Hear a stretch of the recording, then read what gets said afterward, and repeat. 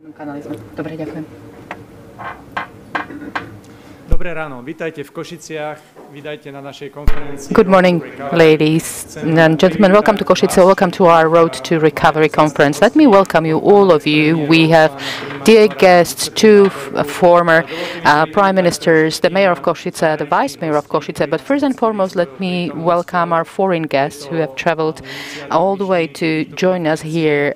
Let me welcome the initiator of the idea of the idea behind this conference that are taking place all over all over Europe. It's Siegfried Mureșan, Vice Chair of the EPP Group in the European Parliament. Welcome.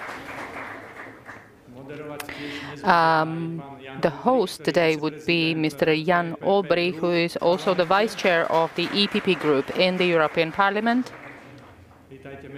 Welcome.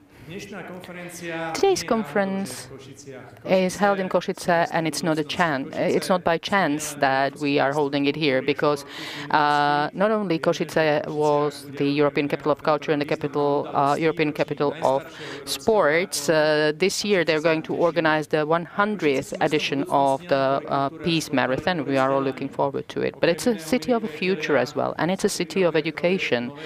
Among other projects, a new industrial cluster project is being prepared in this city, which will be presented in Brussels in 2 weeks' time and will be funded from the Recovery and Resilience Plan. And this is what we are going to talk about today. But we are going to also talk about how we can use the European funds to renew Slovakia.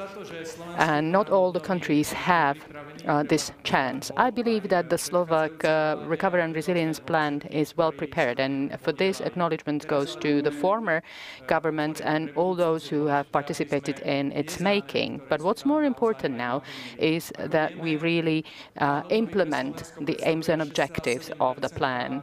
As we all know, the plan represents 6.7% of the GDP, which is an enormous amount that have to be used and absorbed in a timely manner. The priorities are the green transition, 35%, digitization, 21%. And if we think of education and research and innovations and development, then we're talking about 25%, which is a quarter. So I think that the allocation is really well planned, and it's up to all of us that we make it happen the way it is planned. I think what is of key importance is that we stand united, not only at the European level, but also that we have a good cooperation established between the regional and national level, because only then the money can be absorbed in the best way and for the most benefits to Slovak citizens. Ladies and gentlemen, enjoy today's conference. I am looking forward to our fruitful discussions, and I'm really happy that we are meeting here in Kosice, the city of future. Enjoy your day, ladies and gentlemen.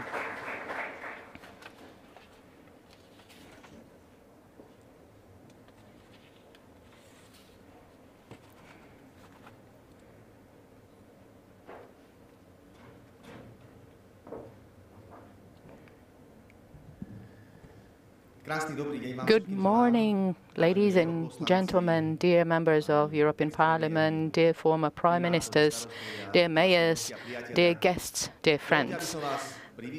Let me welcome you to Kosice, and let me express my gratitude, my deepest gratitude to Ivan Štefanec, who is a man who never fails to visit Kosice when he's near. He always stops by, he always calls in, and he's always very positive, as you could have seen today, and he's always very positive when he's talking about Kosice. So please give him a round of applause. Welcome to Kosice. Those of you for whom this is the first time in our city, I wish to say that you're in a medieval royal city, which in 1369 was the city with the first coat of arms, becoming the so-called royal city. And I'm mentioning it because Kosice is the very first city in the world that had the right to use the coat of arms and the decree for the coat of arms. And cities such as Paris, London, and many others only followed. So you are in the city which holds this primacy, but also which is multicultural, multi-ethnic, which implements enormous amount of projects, including European projects. But it also needs to be said that it's a city that's far away from Bratislava. And very often it's bypassed, very often it's overlooked, and very often it doesn't get what it deserves. And having said that, I want to say that this is not only my opinion, but I'm speaking on behalf of other decision makers and mayors who are the people giving hope to the people, and very often they are overlooked as well. Or even if they are thanked, it's only in a formal way. And I'm sorry about that, because if we want to absorb the European funds successfully, we can only be successful if we work together, because it's only through cooperation that we can make Slovakia a better place. When we are talking about the European funds, I would like to mention one great achievement, and I believe that the Slovak government will soon decide that the great project, which is the 14 kilometers of the geothermal heat pipeline, that would be one of the major investments for the Slovak Republic, drawing 90 megawatts of energy from the geothermal well, which means that we could use green energy to heat 80% of the capacity of the city. And I'm mentioning this because I would like to apply to you and I would like to appeal to you to support this project so that we can bring the heat to Kosice, so that we can build the new carbon-neutral neighborhood with 18,000 housing units, providing and catering for example, the people from the Volvo investment. On the other hand, we also need to mention that there are many obstacles, and oftentimes we are the ones to create these obstacles. And that's why I would like to call upon all of us not to form such obstacles, not to complicate our way to the successful absorption of European funds. I think it's important that we are all very open, that we simplify and streamline the legislation for the EU funds absorption, because those who are working with the European funds, they are very well aware that, sometimes we are our own biggest enemy. I don't want to be a negative voice. I'm sorry about this introduction, but I would also like to support you and hope that you have a very successful conference today. And with me is also the Vice Mayor of the city of Kosice, Ms. Lucia Gurbalova, to whom I'm going to pass the floor on to now and who will be with you throughout the day. So, ladies and gentlemen, welcome to Kosice.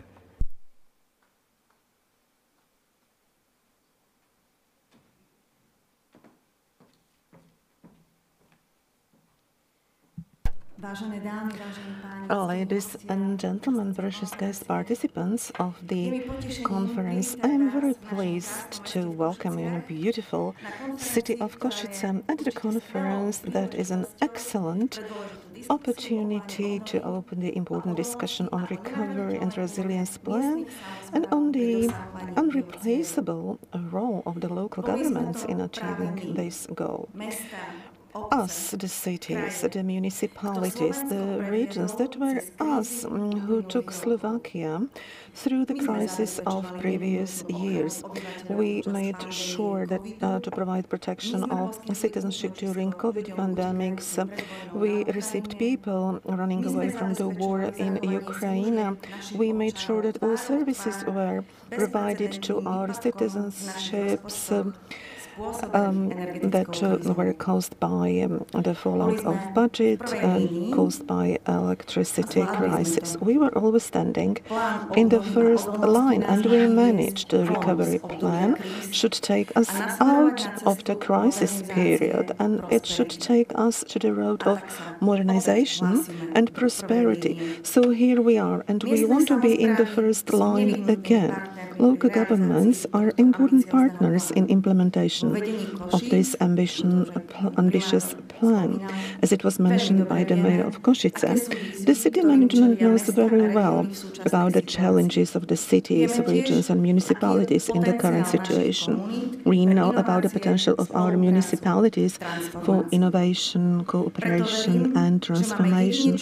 I do believe that this is the unique opportunity to use Recovery and Resilience Plan to create a better future for our citizens.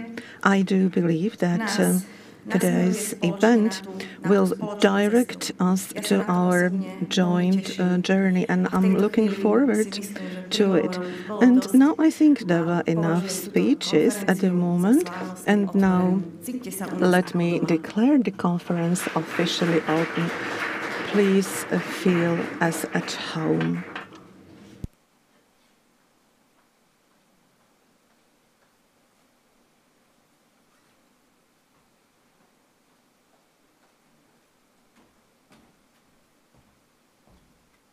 Good morning, dear colleagues, dear friends. Dobré ráno, kolegovia a priatelia. V mene skupiny ELS v Európskom parlamente sme veľmi radi, že tu môžeme byť spoločne s vami dnes. We came to be together, colleagues from Slovakia and colleagues from other member states of the European Union, to talk about the development of Slovakia, about how we can further reform, strengthen, modernize Slovakia, and how Europe and the European funds can help in this. Let me start by thanking the head of the Slovak delegation in the EPP group in the European Parliament, Ivan Štefanec, for bringing us to Kosice. It was Ivan who said we should do the event in Slovakia, we should do it in Kosice, and we should do it together with mayors, with local and regional elected officials, because it is together with you that we can best implement the European funds, the whole support and help that the European Union has for the people of Slovakia. I would like to thank also Vladimir Bilčík, the Polak, our colleagues from the European Parliament. I would like to thank Jan Olbricht, who came from Poland especially to be with us, and also the colleagues from the EPP group in the Committee of the Regions, where mayors and presidents of regions from all over Europe are grouped, because in every member state of the European Union, the EPP is the party of mayors, is the party of local, regional elected leaders. We are close to the people. I am particularly delighted to welcome this morning together with us former Prime Minister Eduard Heger, who is the artisan of the Slovak Recovery and Resilience Plan. It is thanks to him, to his commitment to reforms, to determination, that Slovakia is now, and we will discuss it in detail, amongst the countries in the whole European Union which has attracted most funds from this new mechanism, and which has managed to attract the funds for priorities of people, education, healthcare. So Eduard, thank you very much for all that you have done, and thank you for being with us this morning as well.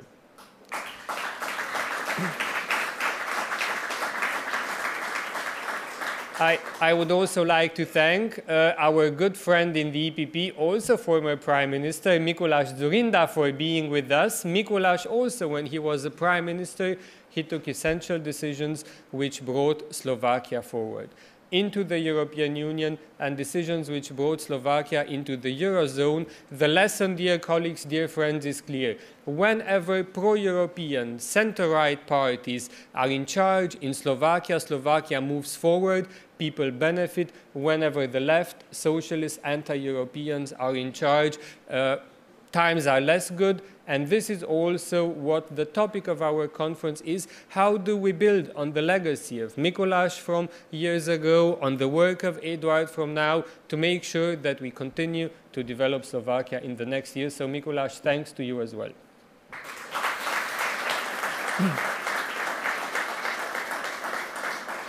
Now, dear colleagues, at the beginning of the COVID pandemic, at European Union level, we have all together decided to launch the biggest package of economic support ever created at European level, 750 billion euros, to help people enterprises and regions affected by the pandemic, affected by the economic and social consequences of the pandemic.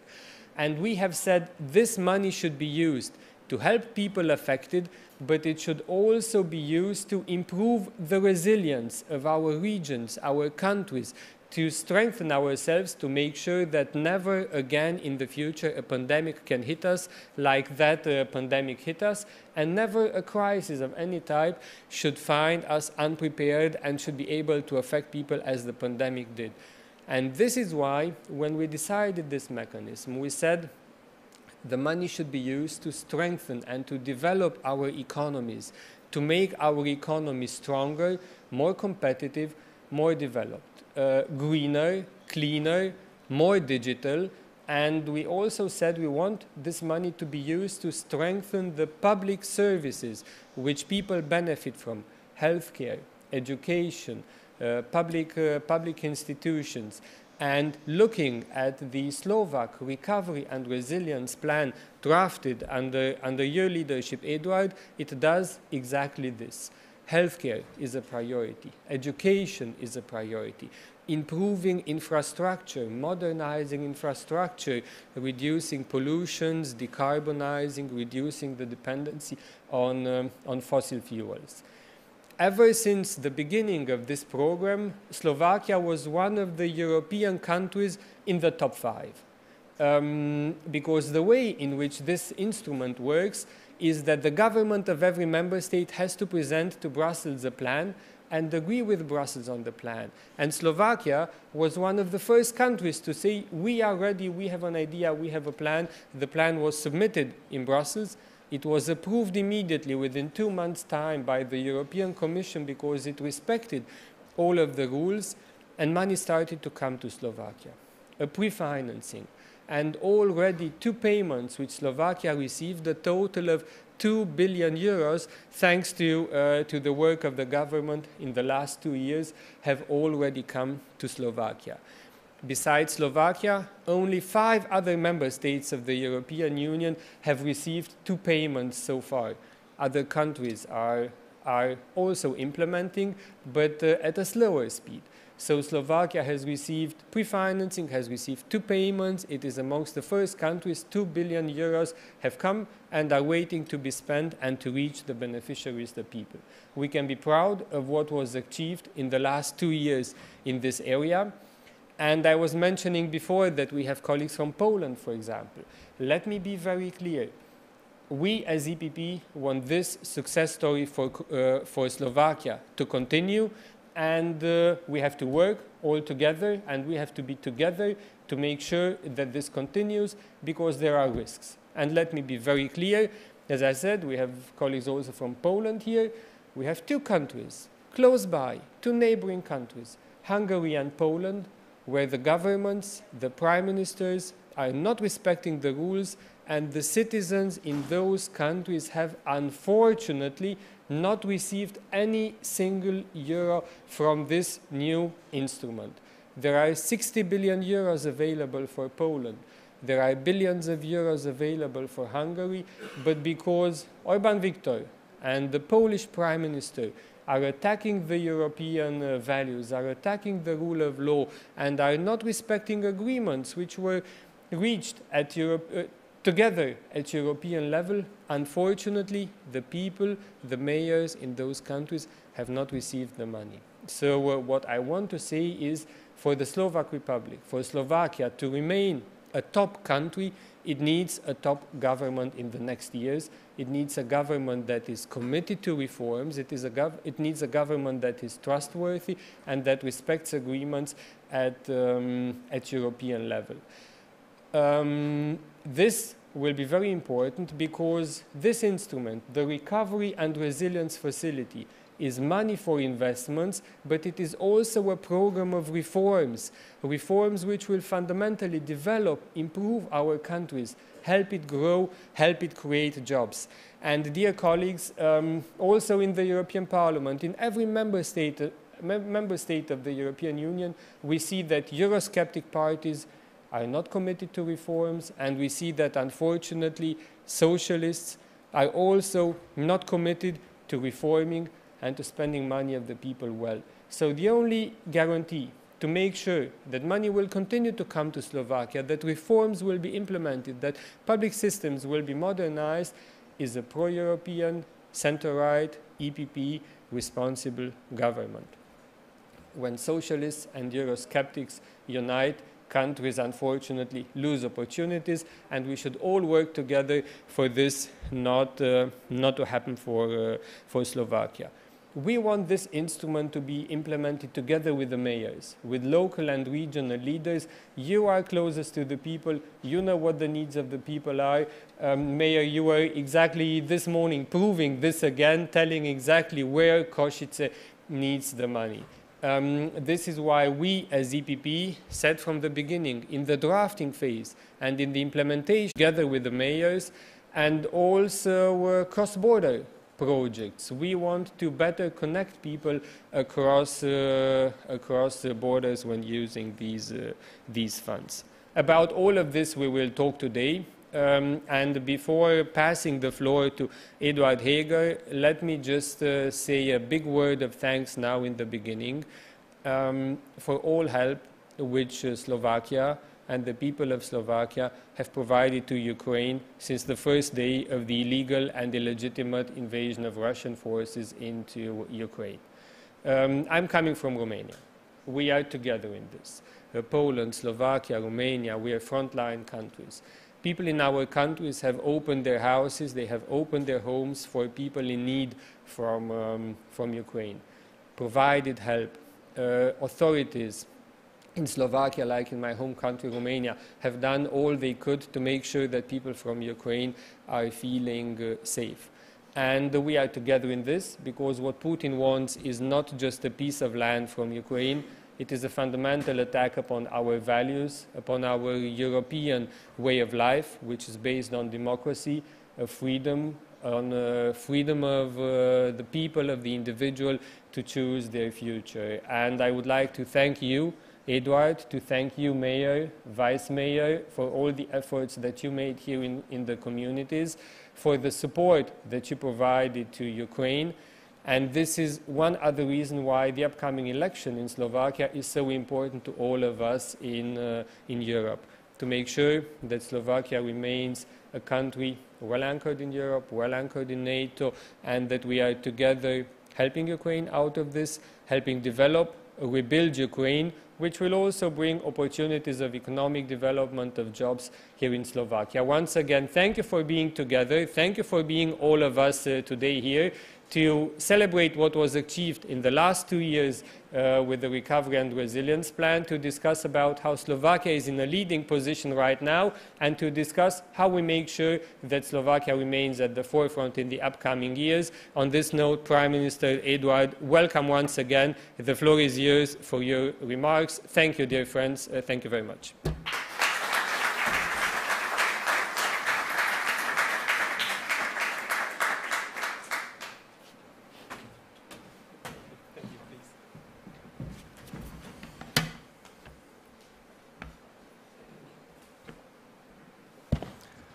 Good morning, ladies and gentlemen. It gives me a great pleasure to be able to be here with you this morning and to be able to speak to you. It's great to have such a great audience comprising of the help of the Friends of Slovakia, the Friends of Europe, the Friends of modern and successful future of both Slovakia and Europe. Ladies and gentlemen, today we're talking about the road to recovery, the road to the future. And I'm very glad that this meeting is held here in Kosice. I can remember 4 years back when during various pre-election debates we had a large debate here in Kosice when we discussed the potential of Eastern Slovakia. Back then, no one even dreamt of COVID or the war in the neighboring state of Ukraine, but what we all could have envisaged was the fact that Eastern Slovakia as a region and the city of Kosice has enormous potential because it has great people, it has smart people, it has hardworking and diligent people. I'm from Bratislava, and I have to say that the people who are successful in their jobs in Bratislava are usually from Eastern Slovakia and from Bratislava. So it's quite difficult to find natives of Bratislava in the leading positions of different companies and institutions, because it's occupied by many people from Kosice, which serves to prove about your quality. But it's a different thing to meet an Easterner in Bratislava and to meet an Easterner here in the East. And back then we were talking about the importance and the beauty of the ability to build up on the quality of people, on the quality of education and institutions and universities here in the East. And that's why I'm very glad that we have managed to bring the Volvo investment, which was an effort that took us about 3 years. I think this is the beginning of the new era, very similar to the time 30 years ago when Volkswagen came to Western Slovakia, because I believe that Kosice will be the center of prosperity for entire Slovakia. And obviously it's going to be very important, the development in Ukraine is going to be very important in this respect as well, but I'll come back to that later. So just let me once again reiterate how glad I am that the conference is held here in Kosice, in the heart of Eastern Slovakia. Ladies and gentlemen, let me tell you a little bit more about the drafting of the RRP and about perhaps the hidden secrets that you might have not known about. I'm going to talk about the importance of the Recovery and Resilience Plan and why it is so important. Let me take you back to the spring and summer of 2020 when it started to be drafted. It was shortly after the outbreak of COVID, the global outbreak of COVID, and the EU realized that they need to introduce an instrument that would, on one hand, calm down the financial markets, but also that would bring hope and stability, and a vision as to how Europe can recover after the pandemic. In the course of several months, the member states agreed that they are going to allocate enormous amount of money to the member states that can be used for the post-pandemic recovery. A breakthrough idea that was introduced, and back then I was the Minister of Finance, and ECOFIN was responsible for drafting this instrument, and there was an agreement between France and Germany, which was a breakthrough because Germany obviously is a very strict watchdog for the ways to spend the funds, and they are looking for the most or utmost efficiency and effectiveness, while France perhaps doesn't care about parameters so much. But the fact that they agreed was very important, and the agreement was that the money will be allocated in investment in the member states, but they will have to be supported by reforms. And this is a breakthrough paradigm, because in Slovakia we have been absorbing European funds for years, but very rarely, almost never, it was conditioned by the reforms adopted by the states. So, from where I'm standing, I believe this is the way forward if we want to achieve the value for money. Slovakia immediately started to work in July and August 2020 at the Ministry of Finance. We started to draft the Slovak Recovery and Resilience Plan. We invited 100 of experts to analyze the needs of the country. And there were two specifics to the plan. First and foremost, we had to define what were the priorities, and the priorities were pre-agreed among the member states, which concerned, for example, the climate changes that needed to be reflected in the plan, but also digitization, because basically we're in the 21st century, and we do want to build a modern world. Another specific was that countries could have agreed or could have decided on their specifics, on the country-specific reforms, and we decided that the reforms we are going to prioritize are the reforms that have proven proven to be successful in other countries, and the priorities were education and healthcare. If we want Slovakia to be a successful country, it needs to be educated and it needs to be healthy. And these two areas are the areas that have gone through hard times in Slovakia, because we've seen frequent exchange of ministers, and many things were proposed, were planned, but were not implemented. The money was not invested where it should have been invested, and very often they were even misappropriated and not used for the original purpose. And that's why we decided for these two national priorities. And under the education priority area, we also introduced the importance element of innovations. So these were the three major areas into which we invested enormous amount of money, unprecedented. 1.5 billion euros went to healthcare and social care as well, because these are the connected vessels. Since in the EU our population is the fastest aging population, and education was the second in allocation ranking, and the allocation was 900 million for education and 600 million for innovations. So we had two 1.5 billion euro packages that we wanted to invest in our priority areas. The RRP was being prepared for some time, and as Siegfried has said in his introductory remark, Slovakia was among the top or the first 5 countries that submitted their recovery and resilience plan, and 2 months later it was approved. In June 2021, Ursula von der Leyen, the chairwoman of the European Commission, came to announce that not only our plan was approved, but that it was assessed as one of the most, the plan of the highest quality. We were in the top 5 plans because, and it was exactly because we wanted to, identify the priority areas and we linked them to the reforms.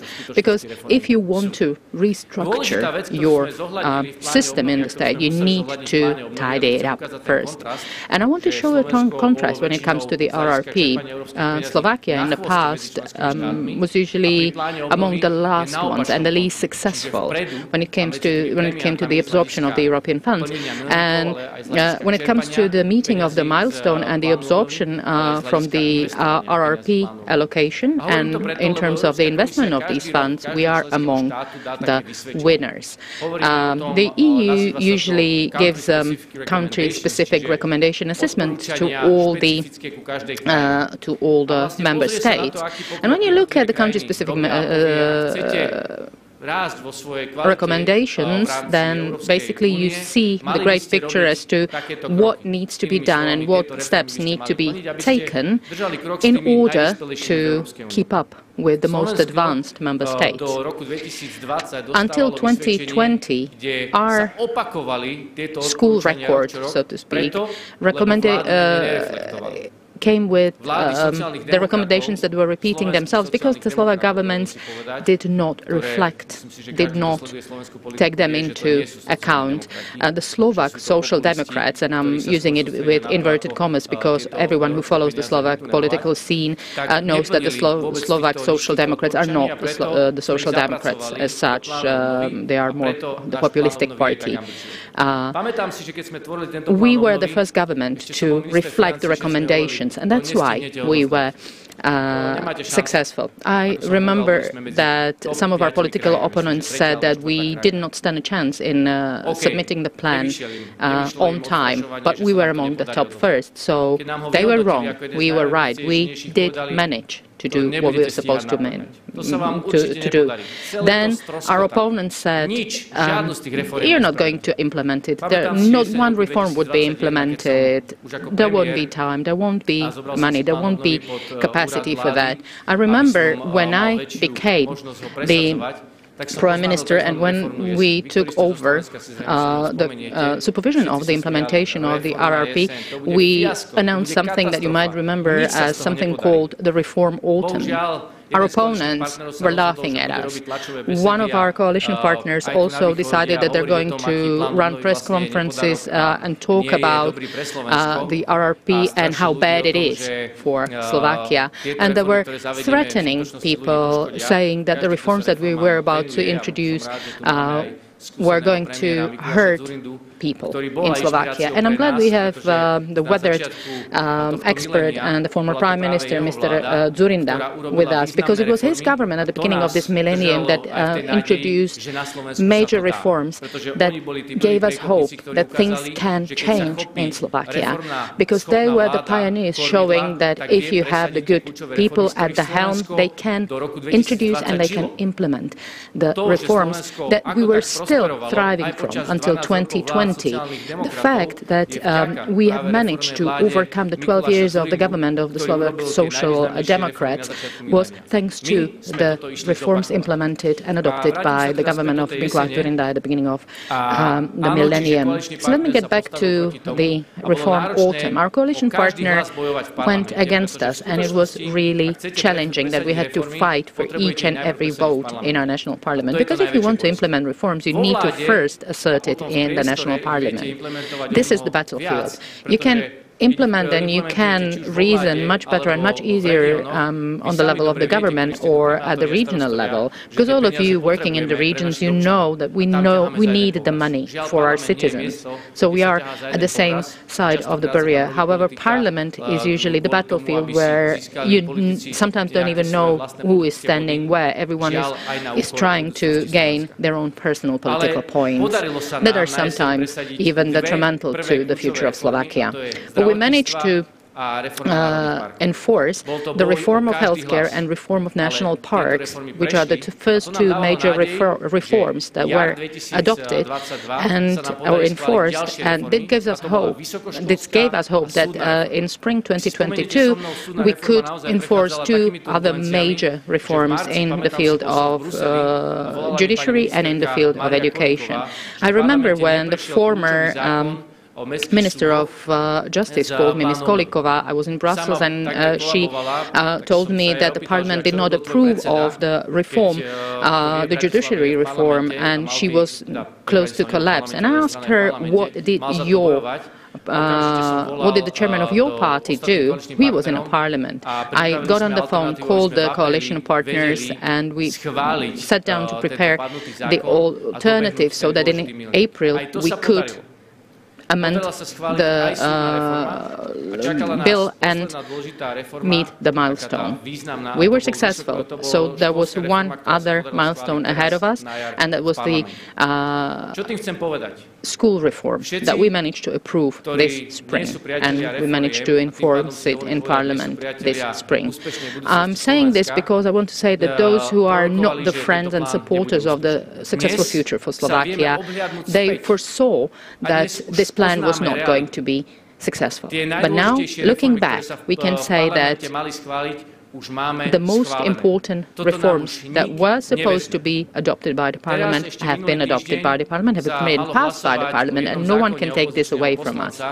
Last week, there was a suggestion from one of the MPs that wanted to basically completely change the reform of the national parks. We negotiated with many MPs, and only 52 of them actually voted in favor of this motion, so it was rejected, which means that the third payment is not jeopardized. At the moment, we can say that we already have more than 2 billion euros on our account from the RRP. The very same recovery and resilience plan that people were saying was not going to be successful and was not going to be implemented. It's the same RRP, or recovery and resilience plan, that the European Commission judged to be among the most ambitious when it comes to the milestone, to the absorption of the money, and to the investment of the money. only one other country has the third request for payment.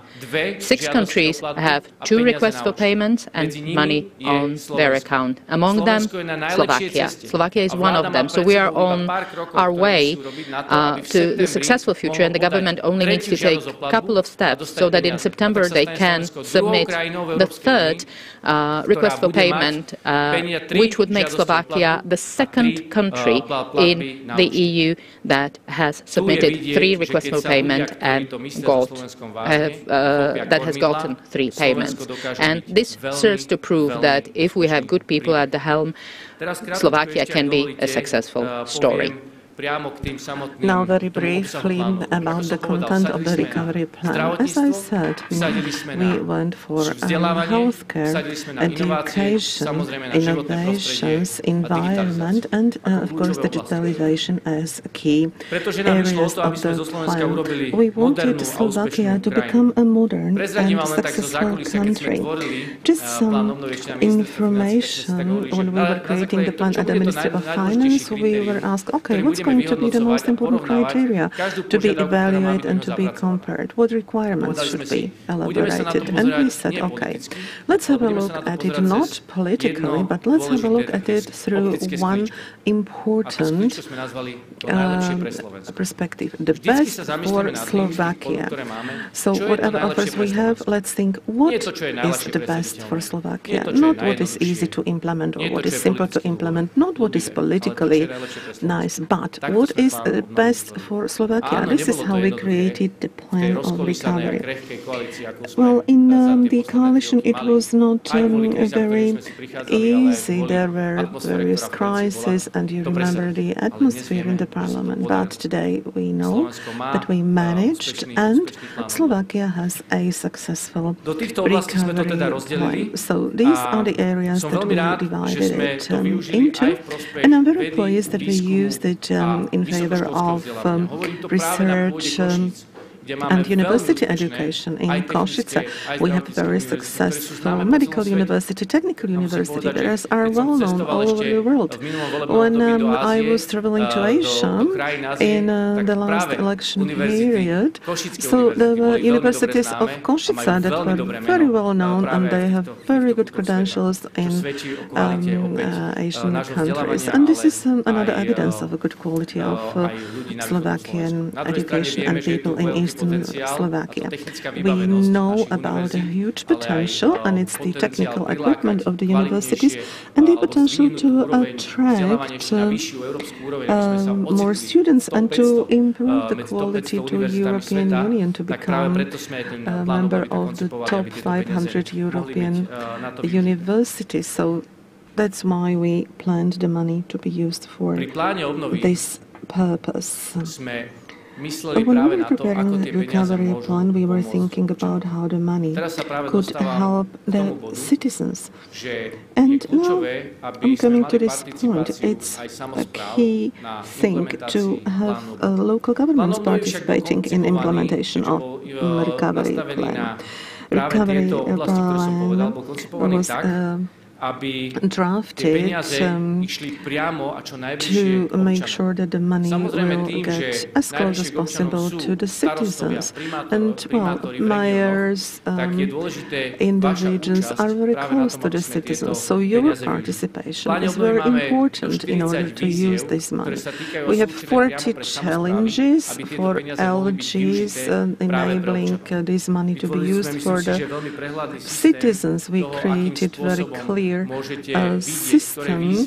You can see the calls for the LGs, you can see the open calls, you can see the planned calls. So this enables you to prepare it very well. And this is the last note. We have several requests for payments, but when you look at the website of recovery plan, if you look at the milestones, what the requirements are, you will see that the hugest reform that needed to be implemented and approved by the Parliament, so you will see they were already approved. Other milestones are executive milestones or investment milestones.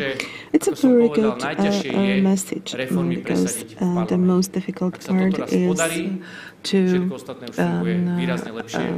adopt reforms by the parliament. And once this is achieved, then we are on a good way, because there is a goodwill on the side of stakeholders. And I'm so happy and proud that we achieved this in the parliament, whatever the situation in parliament was. And I would like to thank to the Vice President, President Ursula von Leyen, and to other colleagues in APP who helped and assisted to Slovakia to become a successful story. I would like to thank for all support for implementation of all modifications that were brought by life.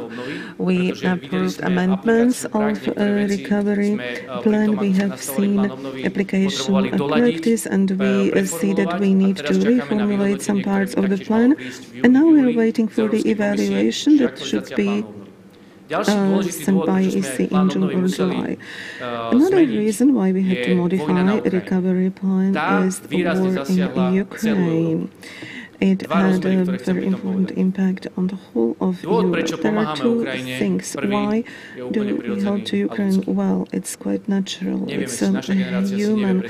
Well, our generation cannot imagine life in the war situation. We only know it from the stories of our predecessors, of our grandparents who lived the war. And when you listen to them, when you listen to their stories, it's really thrilling just to listen to the story, not speaking about experiencing it by yourself.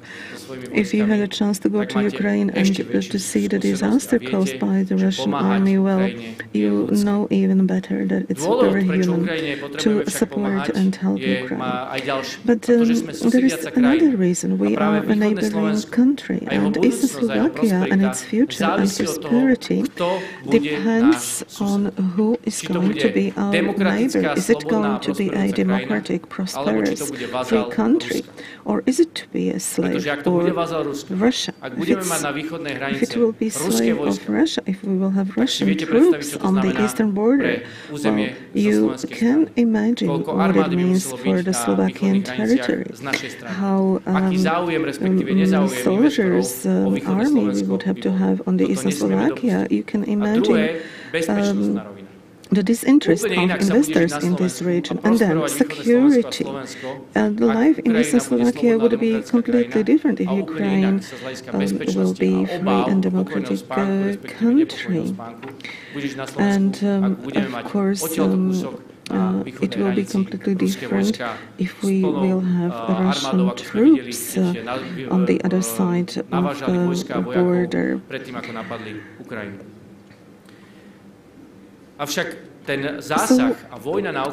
The war in Ukraine has caused other things. We understood that we were cheated by Russian Federation. They made us drunk by cheap fossil fuels, and we know it does not exist anymore, that it was just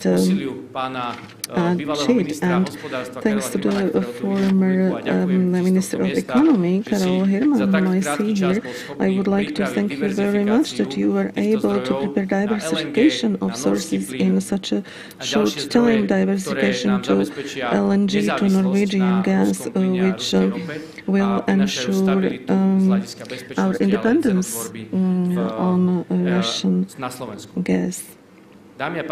Ladies and gentlemen, we had to modify the recovery plan because there was this energy component, so we had to include this energy component, and I'm very pleased that as a Slovak Republic, together with our colleagues with EPP, I'm very proud that we were able to give perspective to Ukraine and perspective for the membership in the EU. Slovakia came to the meeting in Versailles shortly after breakout of the war in Ukraine, and we said no, let's not connect the countries that they have to join EU together. Let's do what we did when Mikuláš Dzurinda was the Prime Minister. At that time, we were able to have our individual way to European Union. We were supposed to fill in criteria, and we were able to join with other countries. And I presented this example to Ursula von der alebo Leyen to Emmanuelovi Charles Macronovi Michel to bol tak Emmanuel silný, Macron.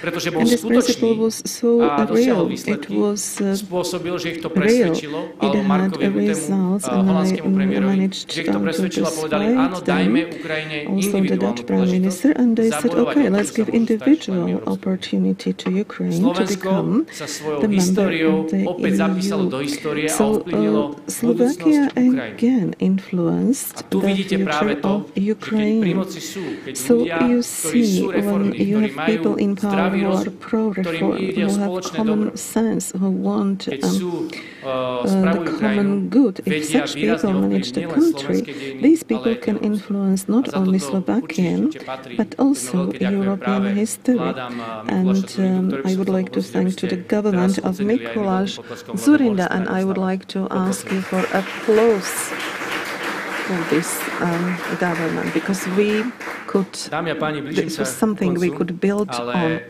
I'm coming to chcel som the práve dať do conclusion of prepojenosti my práve speech, plán but obnovy I wanted aj to budúcnosť Ukrajiny, connect pretože recovery hovoríme plan and the future of o road to Ukraine. recovery. A We are hovoríme nielen v talking slovenskom about kontexte, road ale to hovoríme v recovery európskom not only kontexte. in Slovakian, but A also jedna z in najdôležitejších European vecí, ktorú context. som And mohol one of vidieť, the a most ktorá important priniesla things I could úspechy have Európskej seen únie and za that was posledné successful in the 2-3 EU roky in the recent bola 2 tá, or 3 že years lídri na európskej was pôde, that the na Európskej leaders rade sa in riadili the jedným dôležitým councils princípom. had one Ten important princíp principle bol they jednota. were following, and it was the Zažíval som to na principle vlastné of oči, the unity. keď som videl premiérov, ktorí I prišli witnessed it do svojich myself. krajín I've s seen takýmto množstvom priorít, či už to boli sankčné balíky, alebo countries rôzne coming with the ekonomické sanction pomoci, ktoré packages with potrebovali various presadiť na to, aby sme vedeli economic pomôcť svojim krajinám. assistance to be able prichádzali s to veľkým help zoznamom. the countries. And these Rokovali prime sme do ministers noci. came with a Boli to dlhé, long náročné list. We had rokovania, discussions ale videl som, ako jednotliví lídri povedali for many for the hours, sake and of I've unity. seen the leaders Z dôvodu saying jednoty, ale for the pretože sake povyšujeme of jednotu unity. nad všetko So ostatné a unity chceme is sa dohodnúť a about chceme mať výsledky. everything else. We Vzdávame want sa to achieve niektorých svojich agreement. kritérií We want to na have to, aby sme a sa result. ako celok So we give posunuli up dopredu. some of our Európska únia sa criteria to opäť move stala forward globálnym a as dôležitým hráčom. a whole, as a group. Práve So preto, EU became že bola an ochotná a important schopná player again povýšiť jednotu nad because všetko it was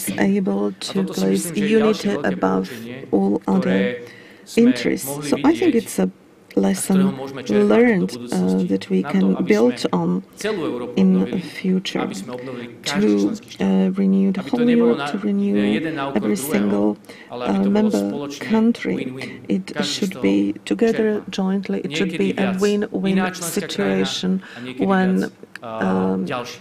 A each postupne country sa takto ťaháme. benefits. Toto je ten kľúčový princíp, So ktorý this sme is mohli za the posledné key 3 principle roky of zažiť.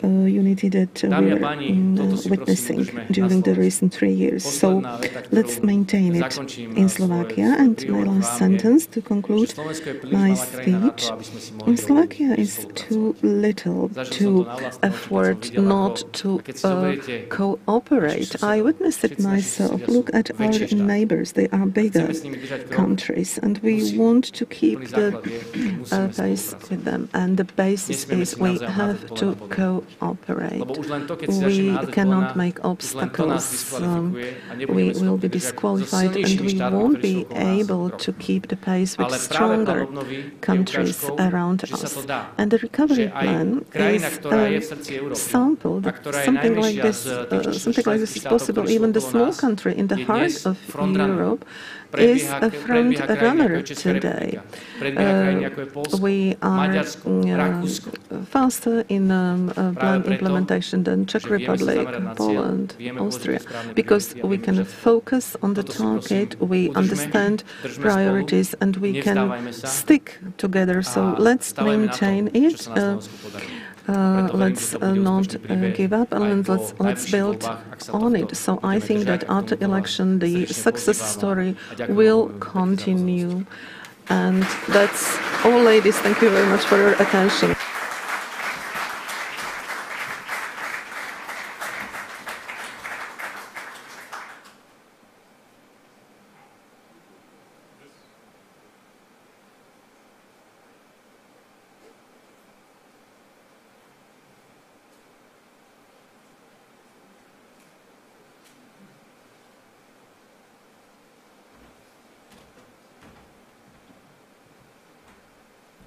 Yes, good morning, everybody. Dobré ráno, dámy a páni. Ja rozumiem po slovacku, jestem z Polski, but I will speak English. Slovák, we will start our first panel, and we will discuss the the participation of the local governments in the programming and implementation of the plan. It is very interesting how it works in Slovakia. And first, I would like to invite to take the seats three panelists, Mr. Rob Jonkman, who is the alderman of the municipality of Opsterland from Netherlands. If you can please take a seat, and Peter Polak, my colleague, member from Parliament, Committee on Regional Development. Please, you can take a seat. Okay. And Mr. František Olha, Mayor of Prešov.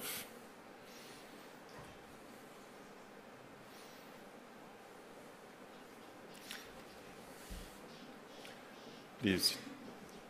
But before starting the debate with the local authorities, I have the pleasure and honor also to ask our special guest coming from Ukraine to take the floor.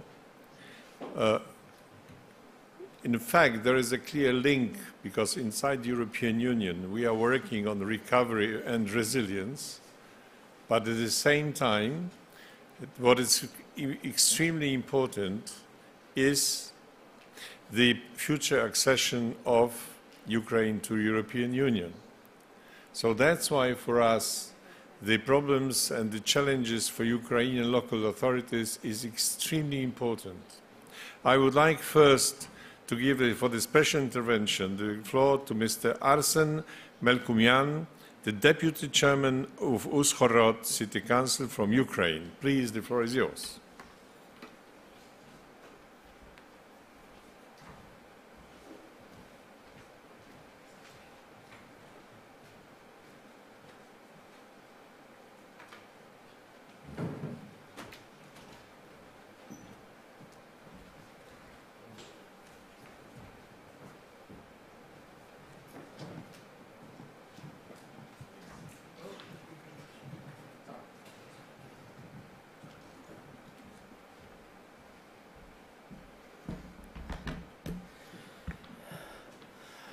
Доброго дня, вітаю, дякую за підтримку.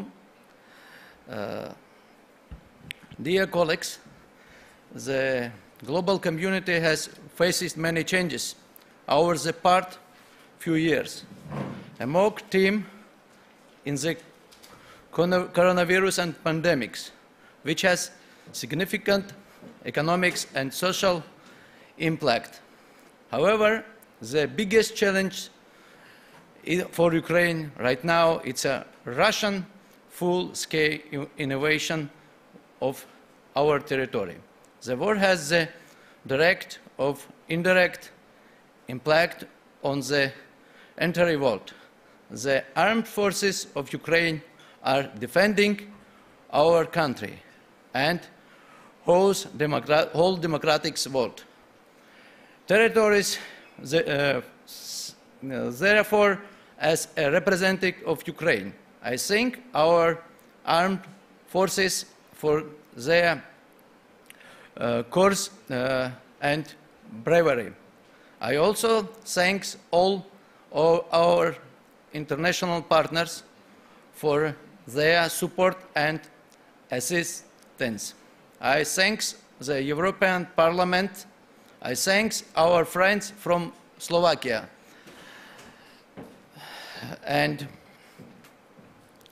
our other country who has been supporting us since the first day of the war. As representative of the local government in Uzhhorod, I understand that not only weapons are important now. Ukraine really needs very much, but cooperation also important, in particular with the Recovery Fund.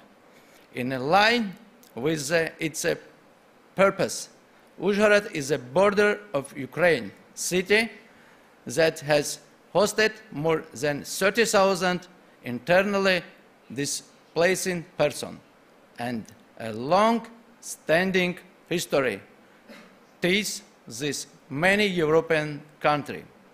I would like to bring to our attention an idea for discussion at the highest intergovernmental level.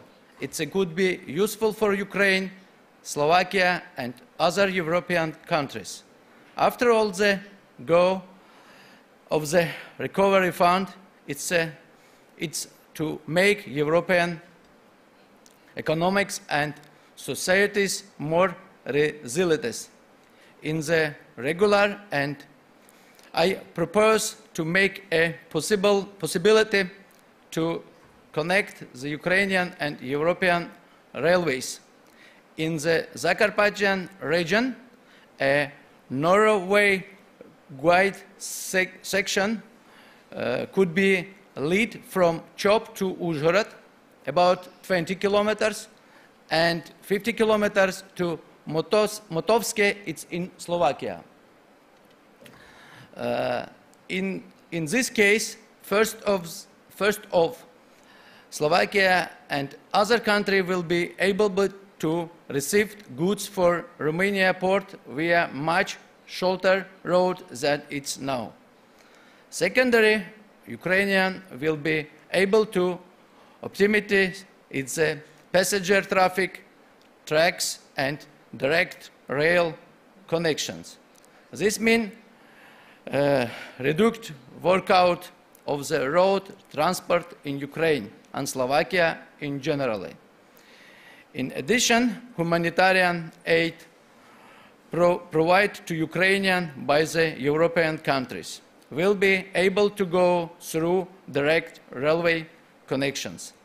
Finally, Ukrainian integration in the Europe space is a gradual and time-consuming process, step by step.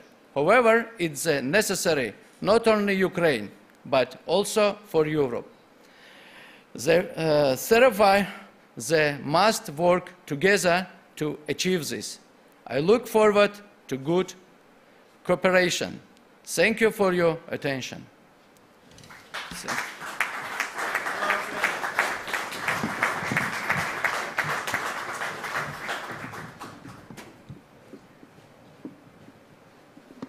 Okay, let's start with our panel. And, you know, for the participants of this seminar, it should be very clear that what we are discussing today is the new method.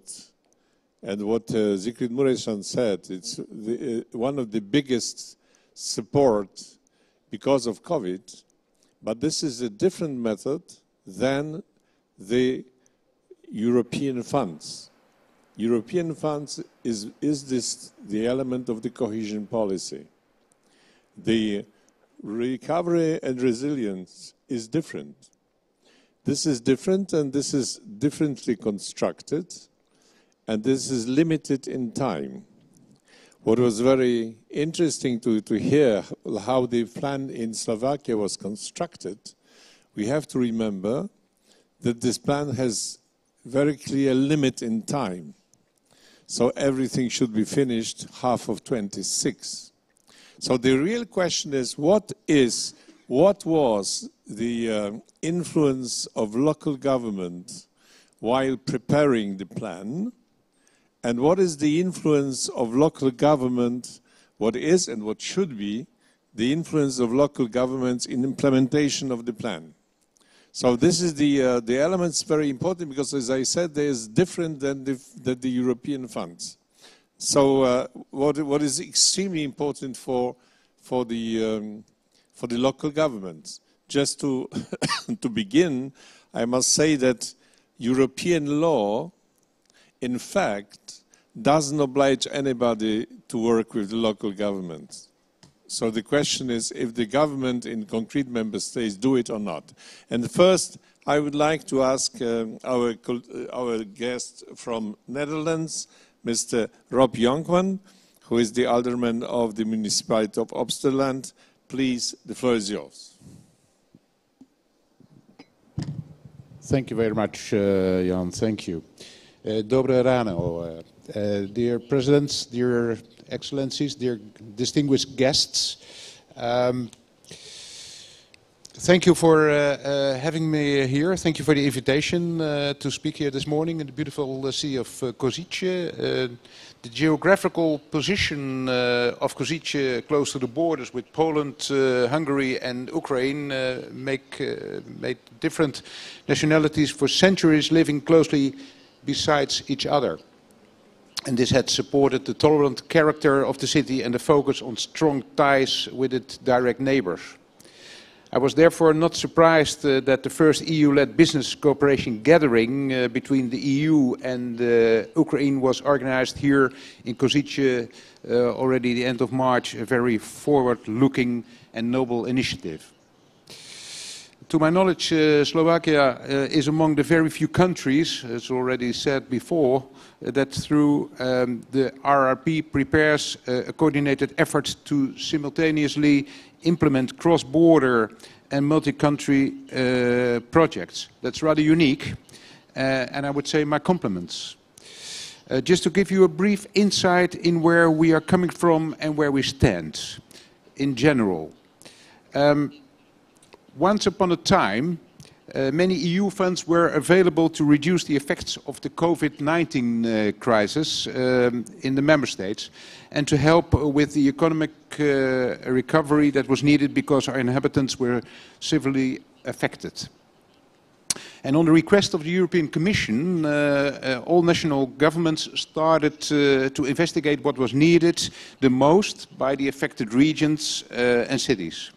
And the local and regional authorities brought in their ideas, and together with the central government, they came up with beautiful plans they would also implement together, and they lived happily ever after. That sounds like a fairy tale, and unfortunately it is. In only a few member states, and I heard that Slovakia, and I read it also, is an exception, so that's very good.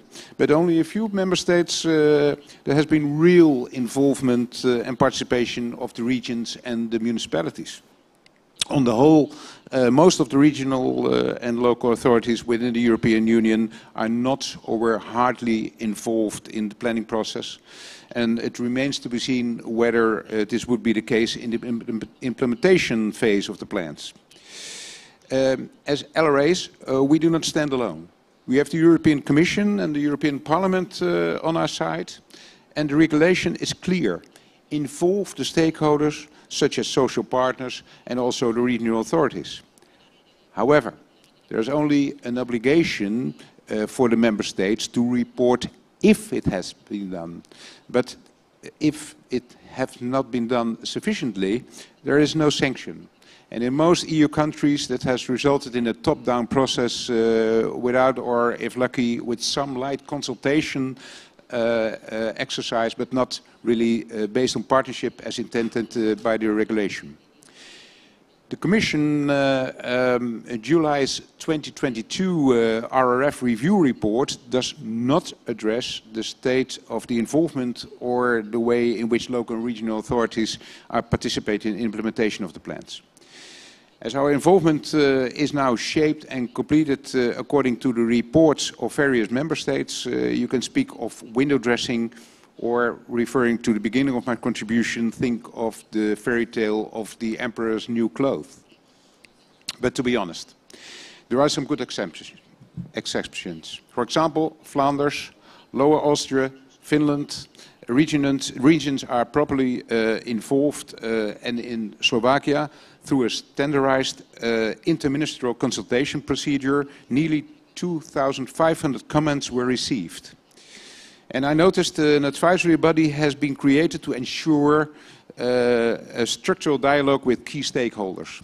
I'm very curious to hear how this is working and what other countries can learn from this Slovak experience. My country can learn a lot from it, I would say.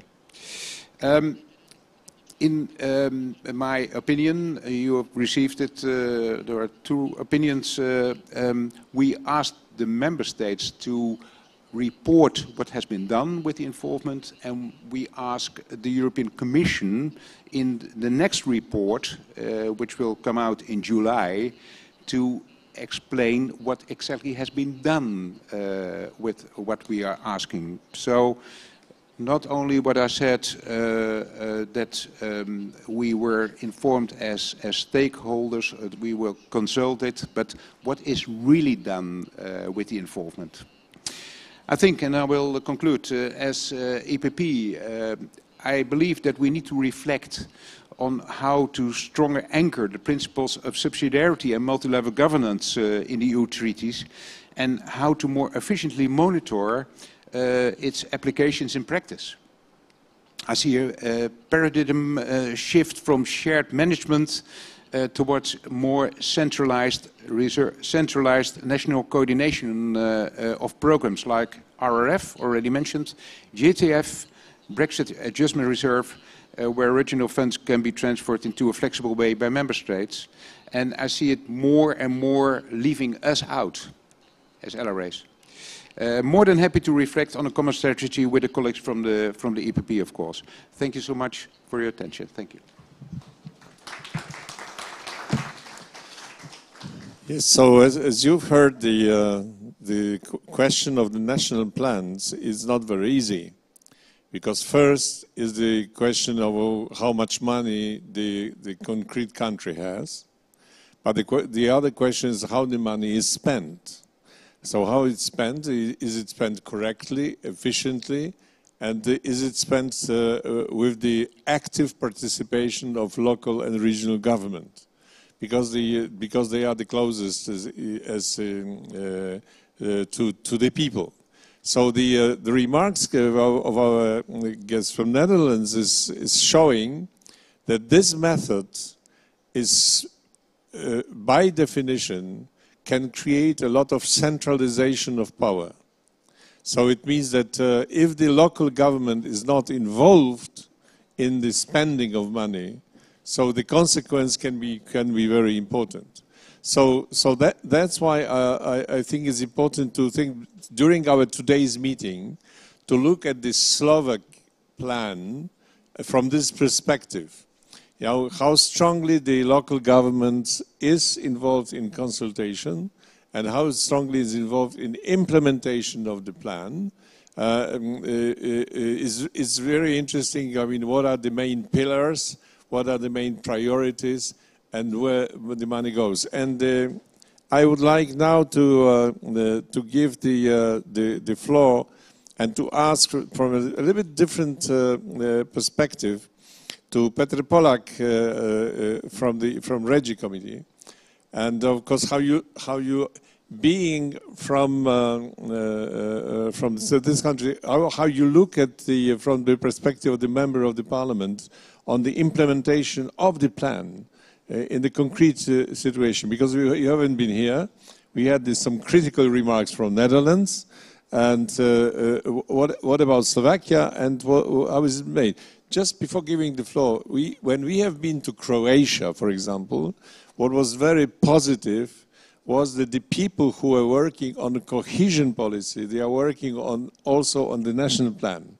So they have the experience of cohesion policy, and they use the same method in the national plan. So please, Petr, the floor is yours.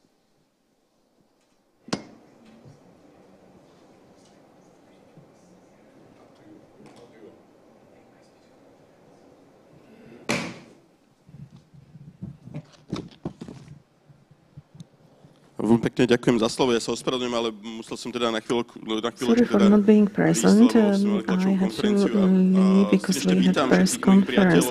So I'd like to welcome all my friends and colleagues from EPP. Welcome to Slovakia, and I am very happy that EPP is organizing this conference. It's really very important.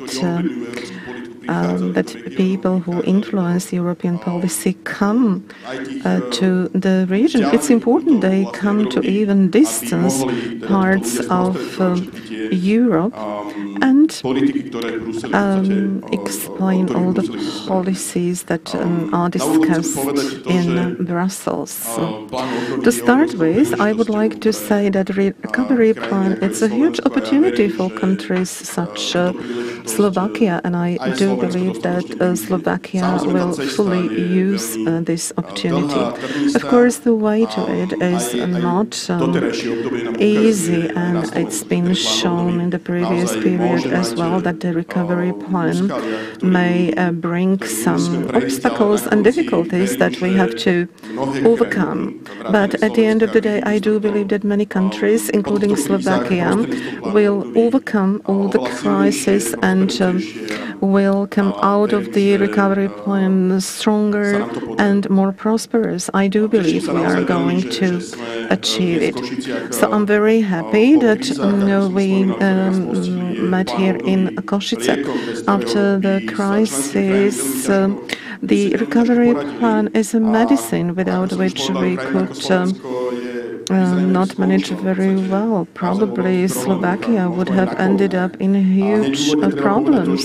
Slovakia maybe would have ended up down on the knees. So it's a unique opportunity for all of us in Slovakia and in Europe to mitigate the impact of all the crises we went through, but also to start the key reforms. And to be open, many politicians from social parties did not have enough courage to start the key reforms. So today we are full of courage, and we also have the resources such as recovery plan. I'm really very pleased that Slovakia has achieved such a high ranking by EC when it comes to the quality of the national recovery plan. But at the same time, I would like to add that Slovakia has been facing a long-term problem with absorption of the funds, and this may be a problem for Slovakia. And we need to be very open, and we have to confess that the governments and the social governments have started a huge corruption in absorption of European funds. So this can be a high risk that can endanger all excellent plans that we have within the recovery plan. And going from the plan to the implementation, well, it's a long way. Slovakia, unfortunately, has also negative experience in implementation of various plans.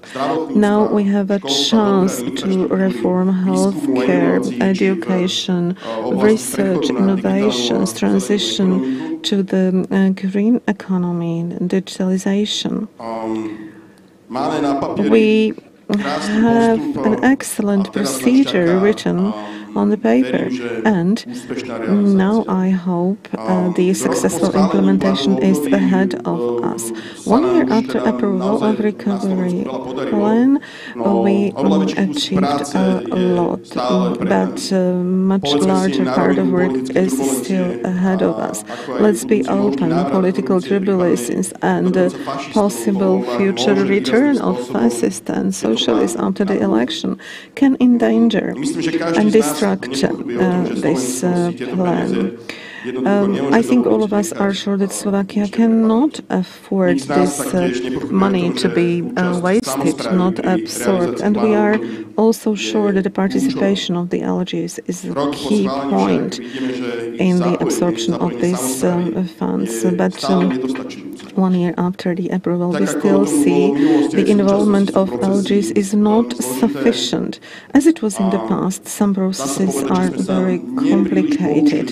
We have not learned very much from the mistakes that we made in the previous programming period. And similarly, as in the past. So also now we are facing the problems with launching the calls. LGs are absent during the preparation of the calls, and of course it may have impact on the implementation. Unless we involve LGs into the process, we may repeat the situation when municipalities and cities will not be interested to become a part of these calls. Another risk, not only in Slovakia, is inflation and the increasing prices of construction materials, and of course also the energy crisis caused by the war in Ukraine. So on one side we have a perfect strategic document how to improve the perspective of Slovakia. We have historically the largest package of money available, but the assurance of effective and meaningful implementation is not in line with the expectations of many local governments. So what may happen after elections? Well, these plans, such as recovery plans, does not have to be implemented at all. We know that the absorption of this money is connected with the outcomes, with the results, and I'm very pleased, as it was mentioned by the former Prime Minister Eduard Heger, we managed to be a successful example for other countries, and we belong to the countries who manage not only to write a good document, but who also are able to elaborate the milestones. It means steps of reforms that are adopted by the parliament. But not everything is a rosy garden. There are many problems that countries are facing in implementation of a recovery plan. Maybe I give you one example of one priority. It's better accessibility and inclusion of children from marginalized Roma communities. And I would like to show that maybe something is planned, but something else is done in reality. I'm dealing with MRC issues on a long-term basis, and very often it happens that we plan something, but it does not become a reality.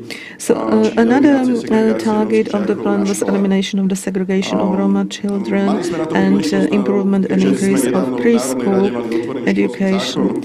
We were discussing Act on Education in the Parliament, and after this legislation amendment, it's highly probable that our plan to provide a better education and qualification to Roma children, well, probably these plans will not be fulfilled.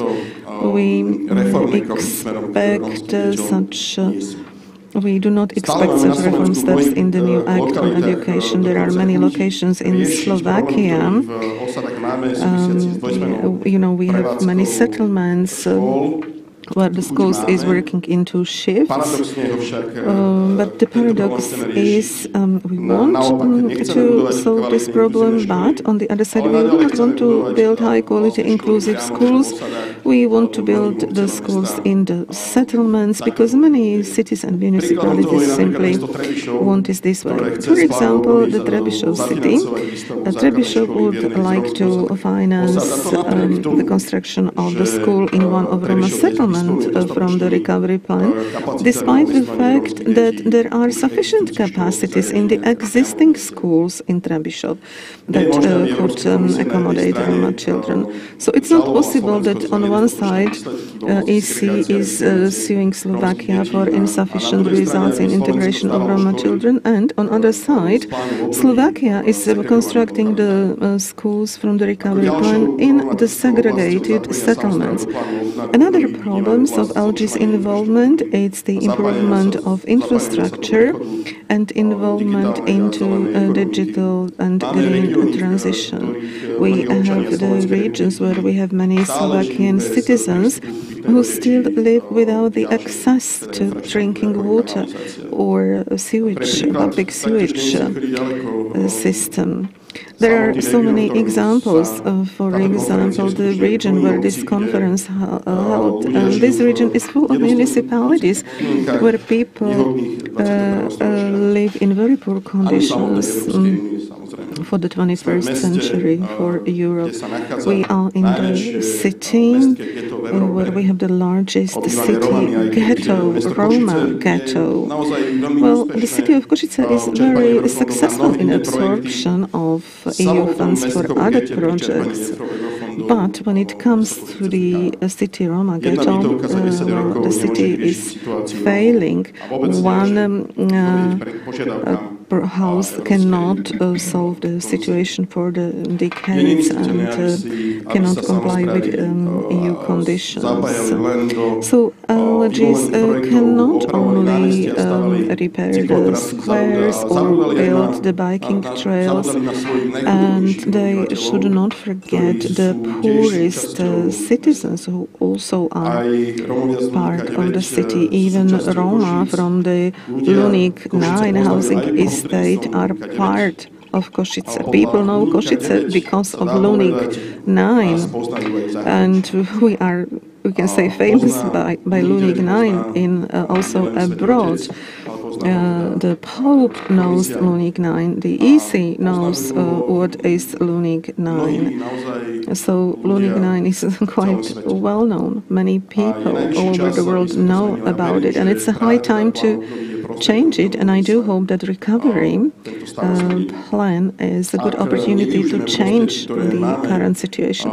Unless we use this finance from this excellent recovery plan well, unless we use it, democratic parties, well, believe me, socialists will, or even the fascists, will love to use them. So I do hope that this conference will contribute to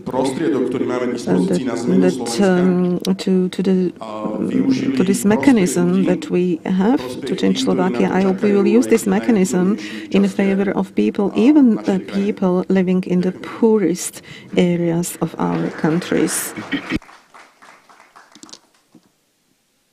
Yes, thank you. It shows very Ďakujem veľmi pekne za to, čo of European money doesn't changing the situation of the poor people, because that's why I think it's so important to have the very clear priorities, and of course the involvement of local government, who knows what are the most important needs. That's why I would like to ask the mayor of Prešov, Mr. František Ohla, to give us the perspective of the practitioner coming from the city, from the local level. And before you start, I also immediately ask you the question, maybe you will tell it afterwards, that the mayors in Slovakia, they have in front of them two different kind of European money. One is the structural funds, cohesion money, another is RRF, national plan. The question is where to go, which money is better, which one is easier, faster, and how it works in Slovakia, because this is in many European countries, this is the problem and the challenge, that there are different kinds of procedures, money, controls, etc. So what about the practical view from the mayor of Prešov? Please, the floor is yours.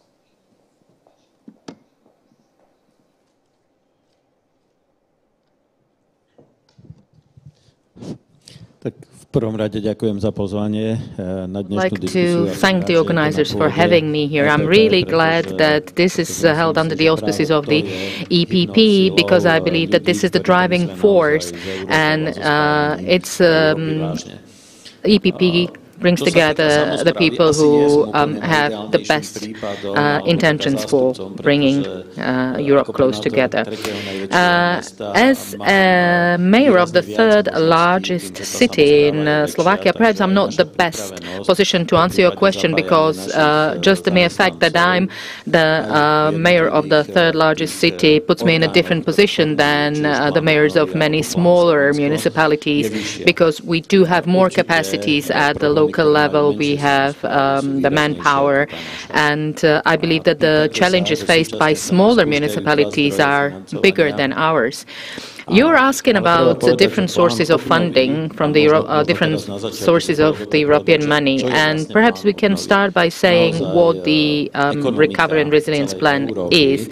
The European economy needed to move forward, and in order for us to be able to stop the growth of the unemployment rate and all the negative impacts of the pandemic and also of the energy crisis, we need to release the funds that would serve to strengthen and support different countries, member states, regions, and cities and municipalities. So it's an extremely important economic tool, allowing Europe to function and limiting the space for the extremists to enforce their agenda, to tear Europe apart.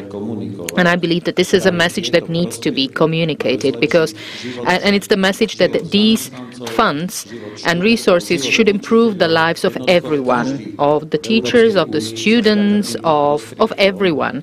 We need to repeatedly communicate the message that everyone in the EU will everyone's life in the EU will be improved because of this money. The fact that we define, the aims and objectives that are for the public good is very important, but they also need to be sensible. They need to make sense. They need to steer clear from building, senseless things just for the sake of using the money. We need to define a priority, and the fact that all these absorption of money has to be supported by the adoption of reforms is really important. And with this, I would like to acknowledge all the governments of Slovakia that have been in the power for the last 4 years for making this happen and for being successful. Unfortunately, at the end of the day, many of the reforms and the need to implement such reforms have sort of swallowed all the reformists who, at times, because of the need to adjust the system, sometimes overlooked or forgot about the local level of self-government. There were efforts to communicate with us, but sometimes, the process was so complicated that we were overlooked. We have a multi-layer system of government in Slovakia, and very often it happens that from where we are standing, green economy is a priority, and for me, as the representative of the regional capital, is of key importance, because we need to ensure energy efficiency of the buildings, of the facilities that we have in our founding authority. Green transportation, decarbonization of transportation are of key importance. And also the fact that we are in the region, we are located in the region with high proportion of marginalized Roma communities.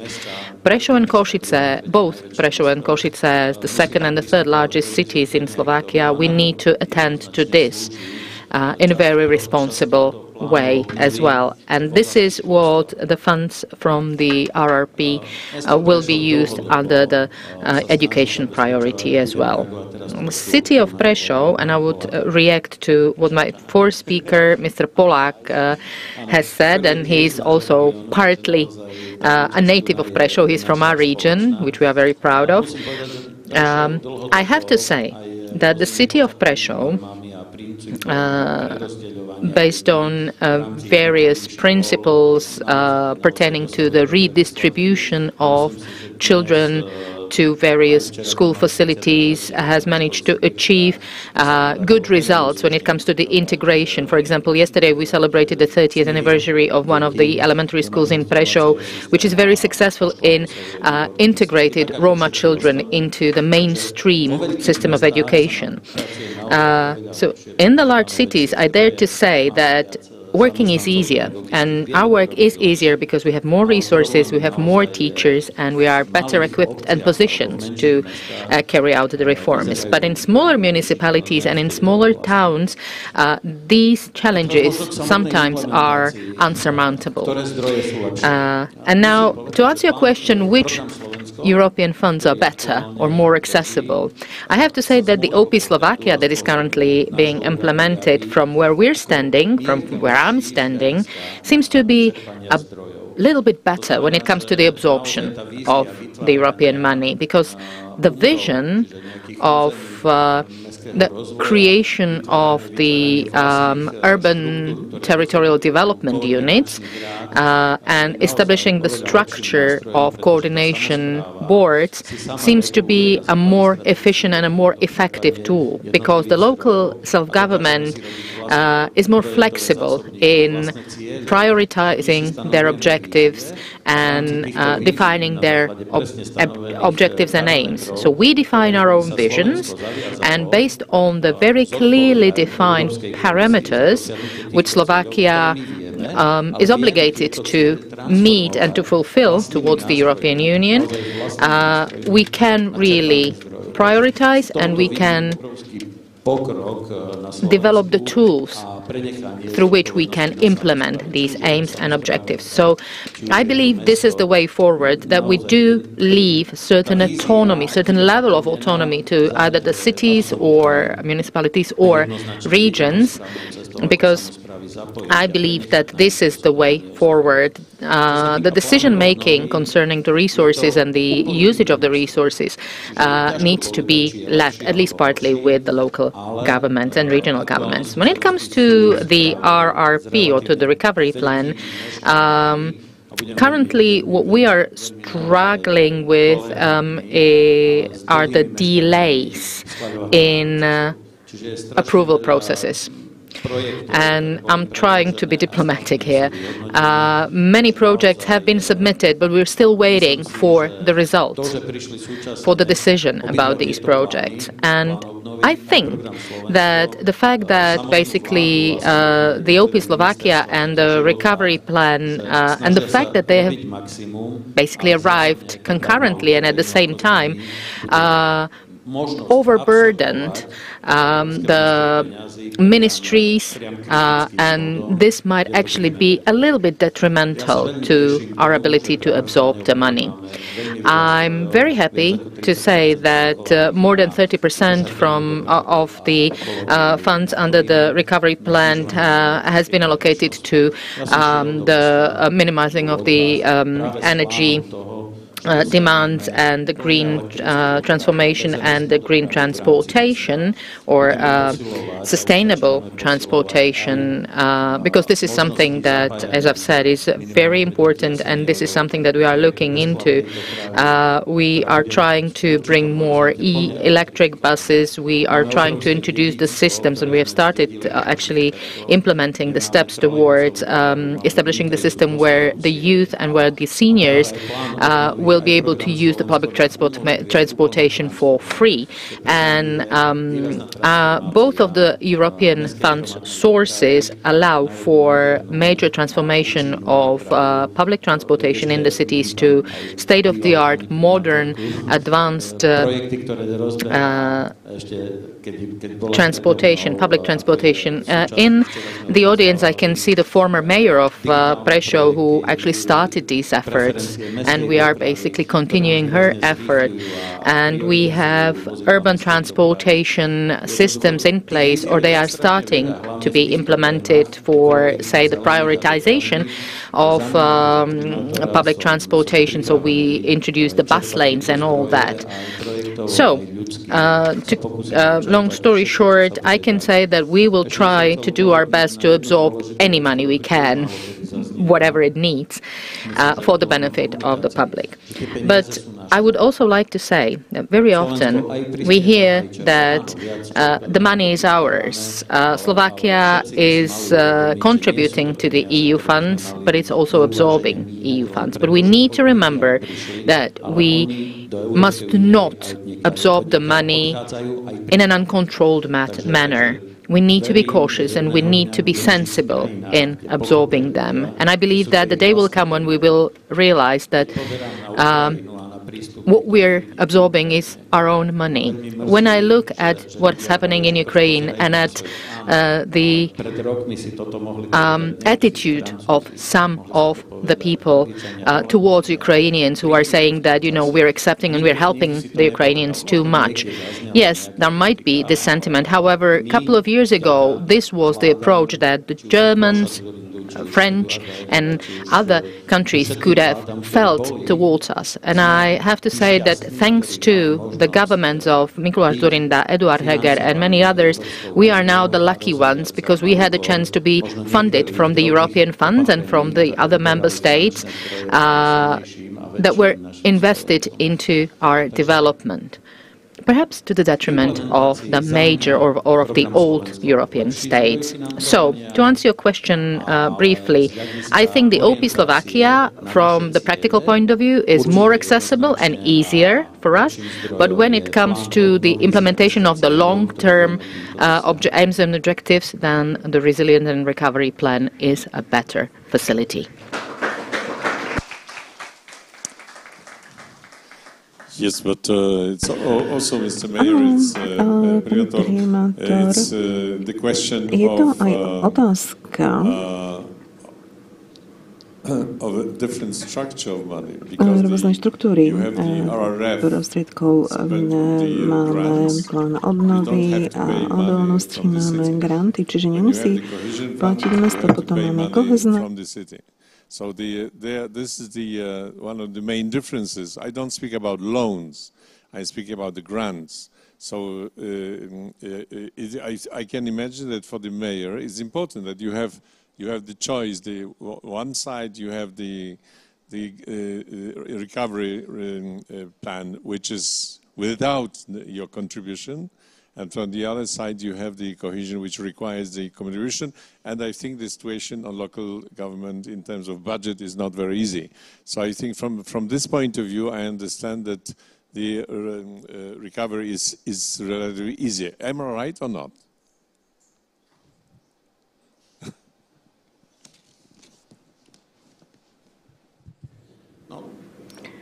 Well, here we bump into certain problems of how recovery plan is set up. Yes, it's 100% financing. On the other side, there are various benchmarks and criteria that are set up, and these cause the situation then in the majority of the project, and I think this will be the problem of absorption from recovery plan, at least in energy projects. Majority of benchmarks are set up in a way that we are not able to implement particular projects in full extent.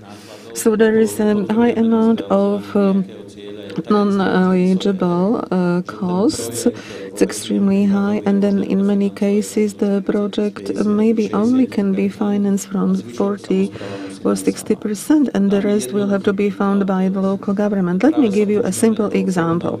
Right now we are starting with the reconstruction of historical building, of cultural building in Prešov. And if we wanted to have part of money from the energy, so right now the roof cannot carry the insulation system. So if we want to do the thermal insulation, if we want to achieve criteria, we have to change the roof.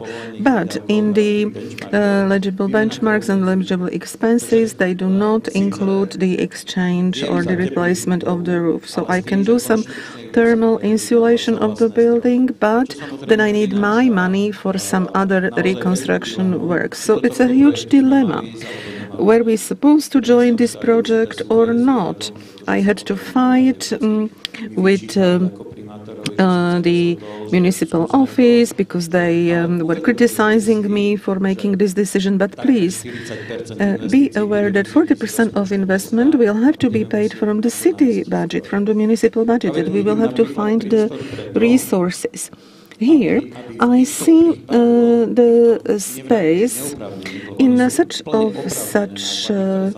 I'm not saying non-eligible costs, well, they are fully eligible, but from the perspective of various programs and calls that are published, we cannot apply and reimburse these costs. So it's important for the local governments that the parliament, the government, find some linking for repayable finances. We will need some returnable finances to finance non-eligible costs, because otherwise we won't be able to implement the projects. I don't know whether you have the experience.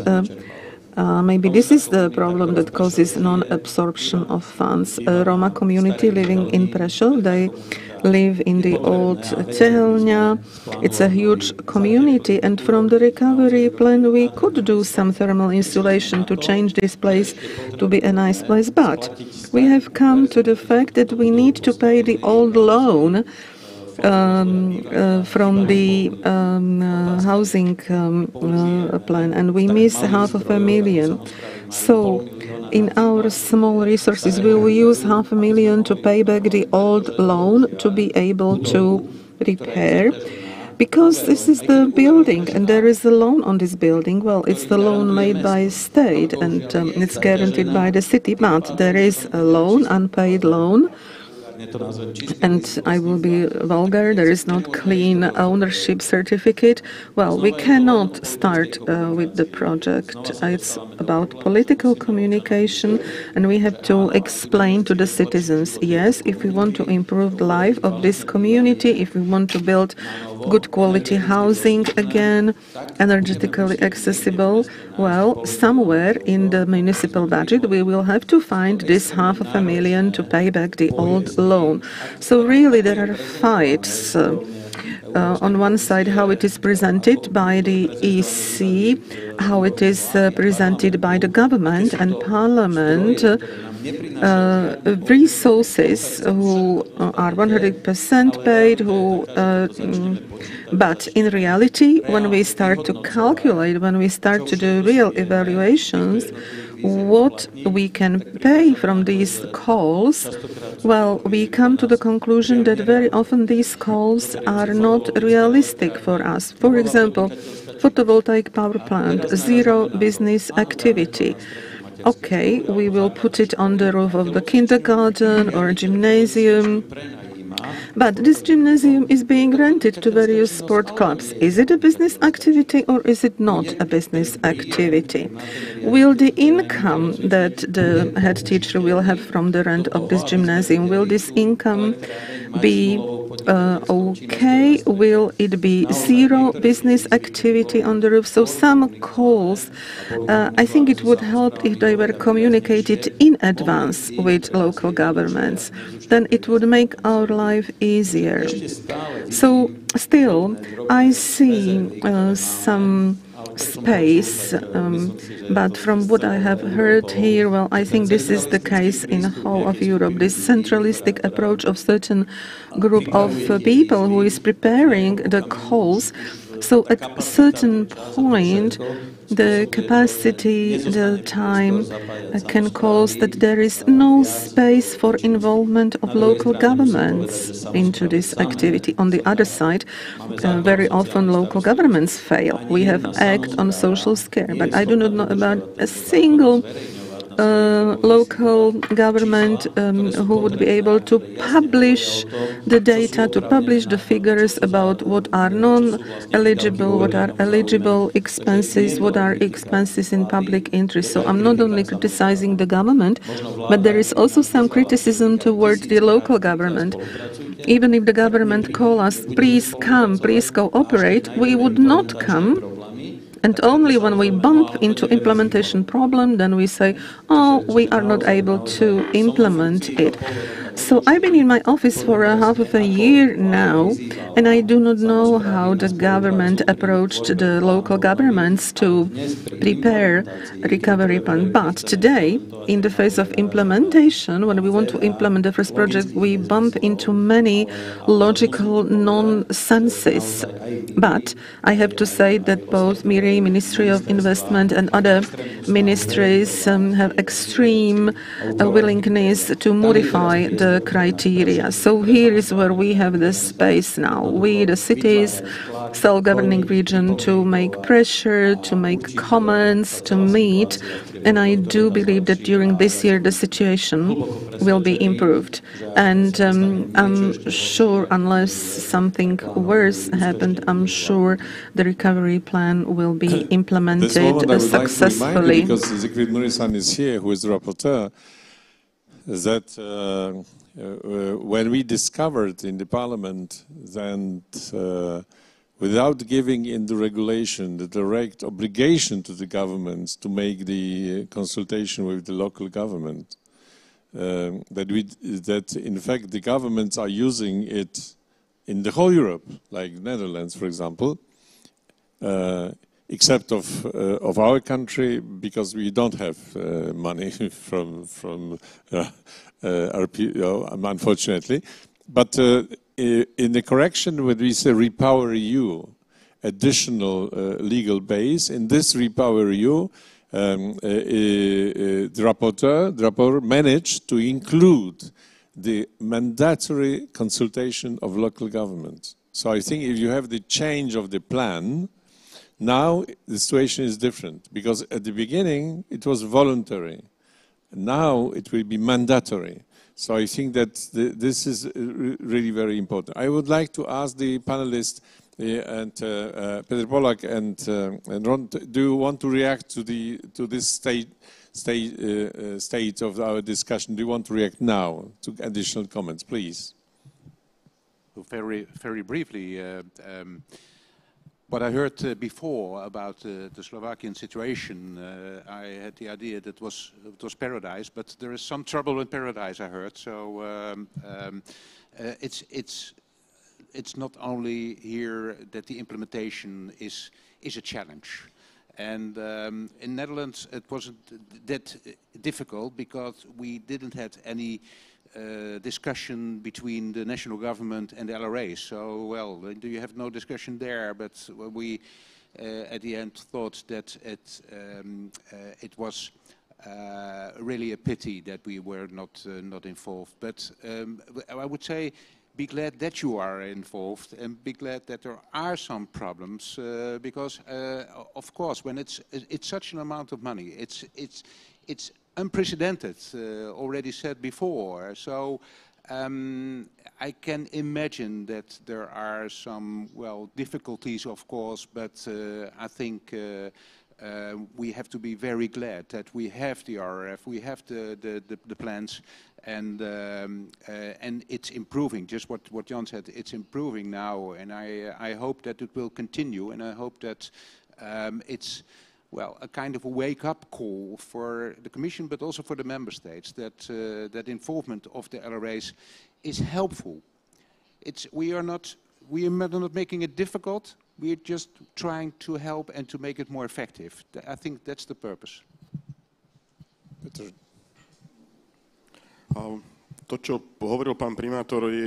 Lepšej implementácii. What the mayor was talking about is really true.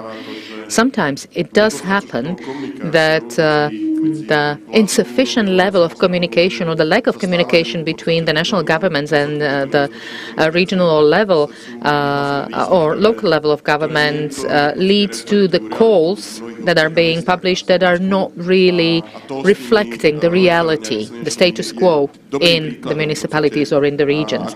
And for example, the example that he used with the solar power plants is a very good illustration of that. So I believe if we had better communication established between the central government and the regional or local level, we could actually avoid such issues. Sometimes it seems like we're repeating the same mistakes. Slovakia's experience with absorption of the EU funds is rather negative. We've already mentioned that in the past, when we absorbed the EU funds in the past, it was sometimes a little bit dodgy, and it was not as it should have been, and we were struggling with successful absorption of money. But it needs to be said, and let me get back to what the mayor was saying, one of the reasons might be that the calls are not really structured and prepared the way they should.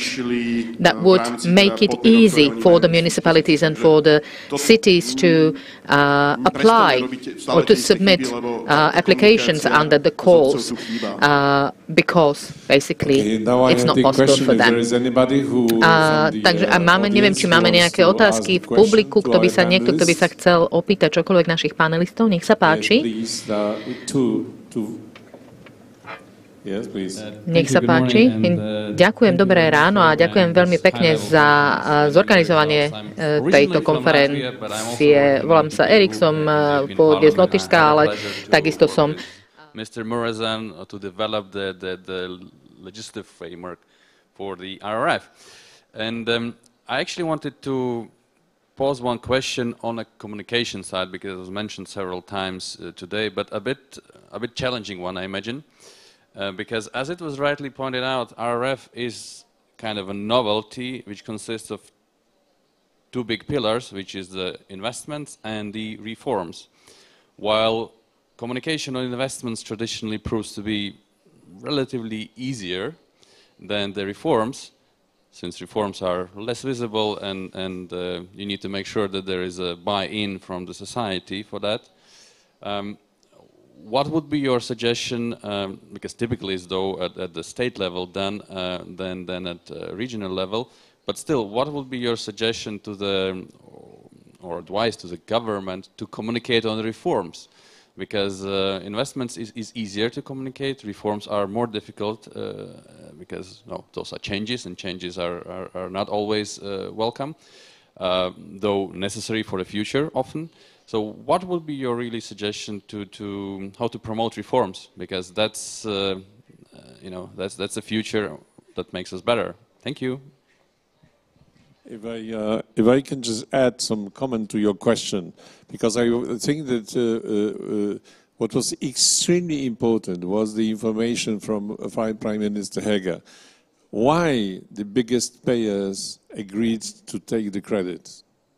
They agreed to take the credit because they said that this is the instrument to get reforms. You know, this was the turning point, in fact, because they didn't. I remember they didn't want to take the credit in markets. So the turning point was, okay, we take the credit, we take the risk if you make reforms. If you don't make reforms, this is useless. So, of course, the question is about the communication reforms, the relation between local government and reforms. So I think this is extremely important. Please, Ron. Thank you, Jan. Thank you for the question, and I think it's a very good question. And what you said before, it's true. The Netherlands was one of the countries who, well, was very strict on that, to be honest. And if there were no reforms, we would not have been agreed. But what I see now, when, for example, I talked to I said something about the report of the European Commission from July 2022, and I suppose that in next July there will be another report how it is with RRF. I don't see too much about how it is with the reforms. I see something about how much money they're spent. I see something about the dates. I see something about interesting projects, but reforms are missing. I see the same, more or less, in the European semester. I see that there are also reforms needed there, but what I see is that, well, it's not everywhere that I would say the reforms were exactly implemented in the way some member states are promising. So, and I see, in fact, a little bit the same at the RRF. So I think it's a very good point. And if I will be the next rapporteur again for the RRF, I will also bring this in my report that there should be more attention about how the reforms are developing. So thank you for this question. It's very helpful. Ja iba chcem potvrdiť to, že naozaj že reformy idú ruka v ruke s investíciami. A kým investície sa veľmi ľahko teda komunikujú ľuďom, tak reformy sú ťažko komunikovateľné a ťažko teda ich príjmajú ľudia. A naozaj máme veľký problém v podstate s prijatím mnohých reform, ktoré sú súčasťou plánu obnovy. A pokladám to v podstate možno aj za trošku, že podcenenie tej komunikácie s ľuďmi a naozaj tie reformy, ktoré prichádzajú revolučné a naozaj situácia na Slovensku vyžaduje tieto reformy, aby sme ich urobili, tak myslím si, že sme podcenili tú komunikáciu s ľuďmi, lebo oveľa viac sme sa mali sústrediť na tú komunikáciu s ľuďmi, aby bola väčšej miere priateľné. A verím, že tí ľudia samozrejme časom toto určite ako tie reformy príjmu, ako prijali samozrejme tie reformy, o ktorých sme hovorili a robili ich vlastne Mikuláš Dzurinda. Aj vtedy teda bol problém s prijatím mnohých reform, ktoré teda vtedy zavádzala Dzurindová vláda.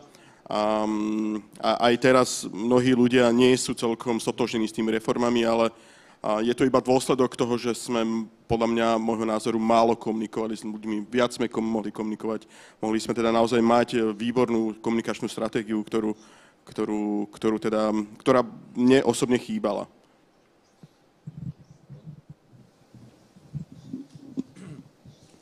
Áno, to zameranie na reformy, musím povedať, že podarilo sa extrémne veľa a kvalitných reforiem, čiže tu treba povedať, že vláda urobila obrovský krok vpred a či zoberieme súdnictvo, zdravotníctvo, či zoberieme školstvo, energetiku, naozaj ten celý proces vychádzal z reformného procesu. Trošilinka, samozrejme, reformy sa robia ťažšie, pretože na to sú potrebné národné legislatívne rámce a je potrebné nastaviť legislatívu krajiny. A vidíte, ako vlastne aj dnes Slovensko vyzerá. Blížime sa do predčasných volieb, naozaj roztrieštenosť, množstvo strán,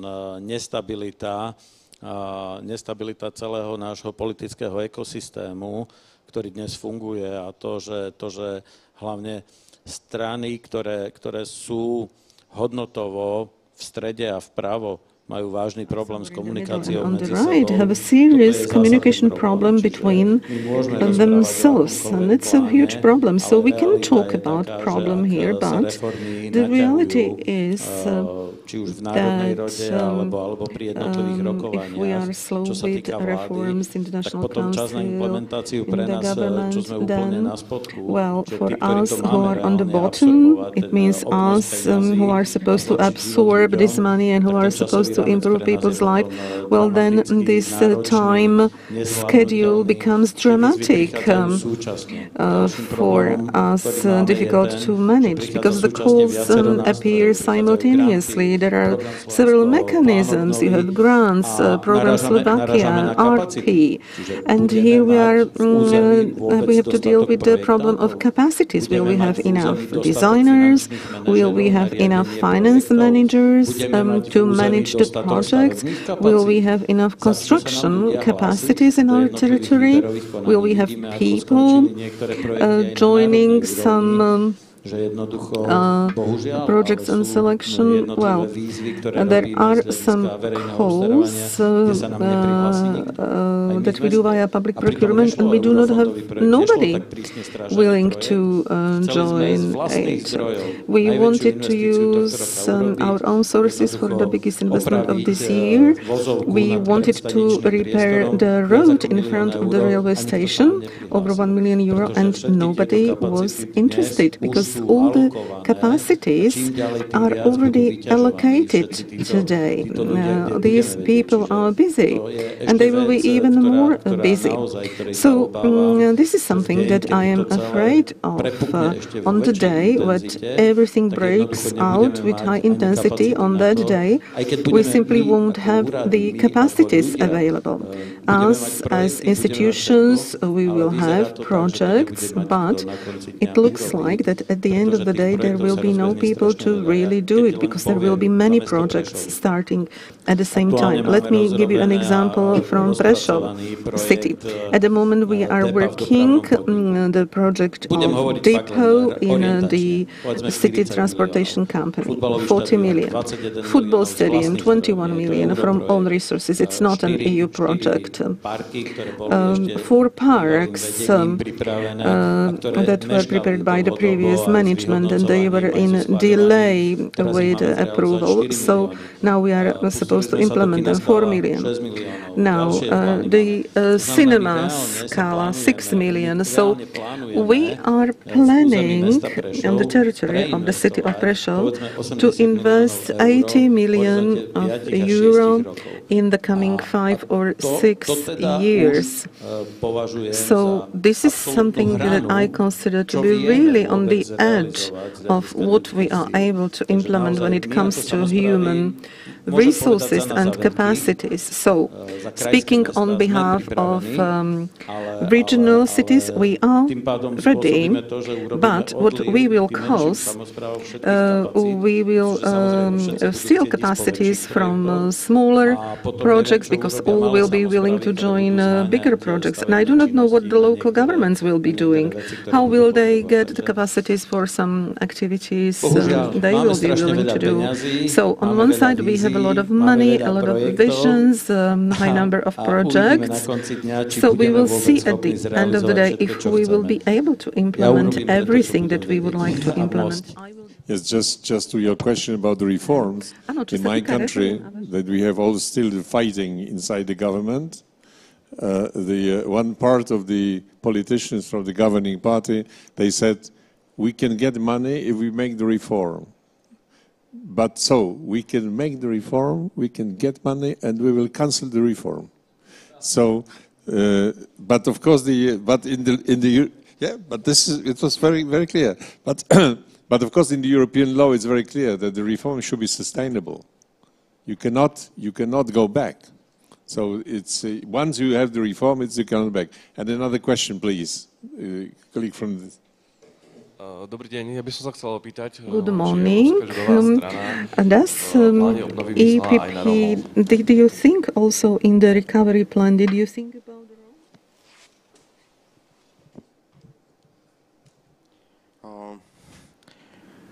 I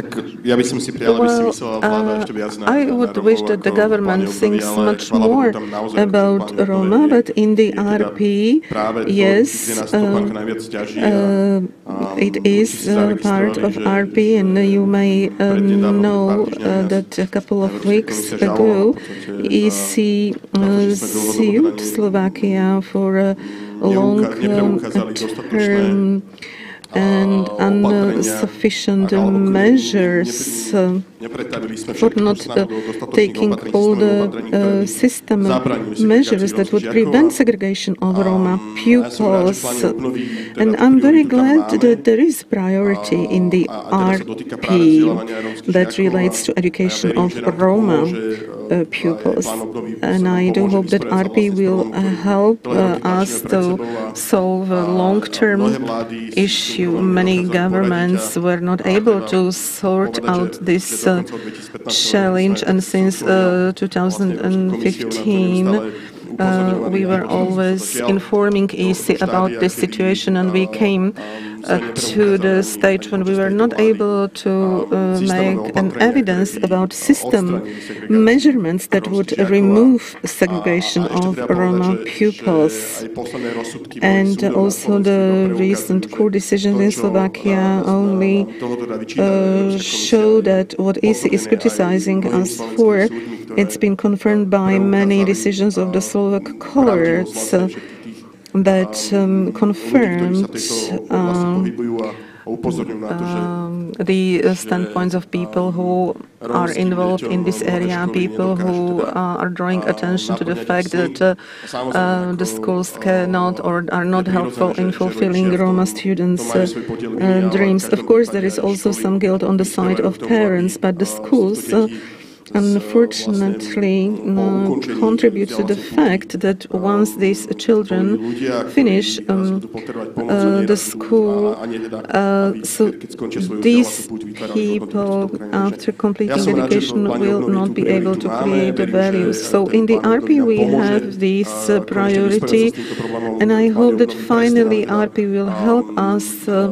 to settle this issue. There is amount allocated for preschool education, for the construction of many kindergartens, to enable Roma children to prepare for the primary education. And in the RP we also have money for removal of two-shift operation of many primary schools, especially in the locations with huge Roma population. Takže už máme čas na kávu, takže dovolte mi, aby som close the debate, but some remarks to summarize. First, of course, what is really important that after COVID we have the fund. This is no doubt there is a positive elements which are giving the new possibilities for the member state. But of course, it has been decided under the conditions. The conditions that we can create something different than cohesion policy if the member states they introduce the reforms. If they introduce the reforms and they make the investments based on reforms. That's why the plan is very short. But this plan, now we see, after 2 years, this plan requires a strong participation of local and regional government. We see it now, and it was not the case at the beginning, in the whole Europe. In whole Europe, it was not the case. So there are very few countries which make the strong consultation with local government.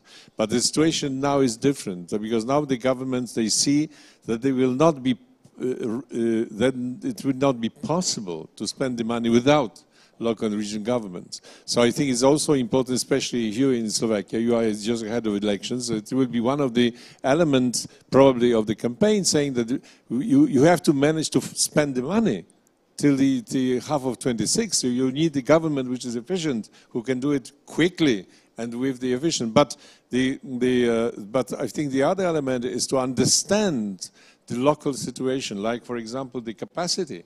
I mean the capacity, which is one of the most important element. But also for us in the European Parliament is to show that more and more we should see the specificity of the country.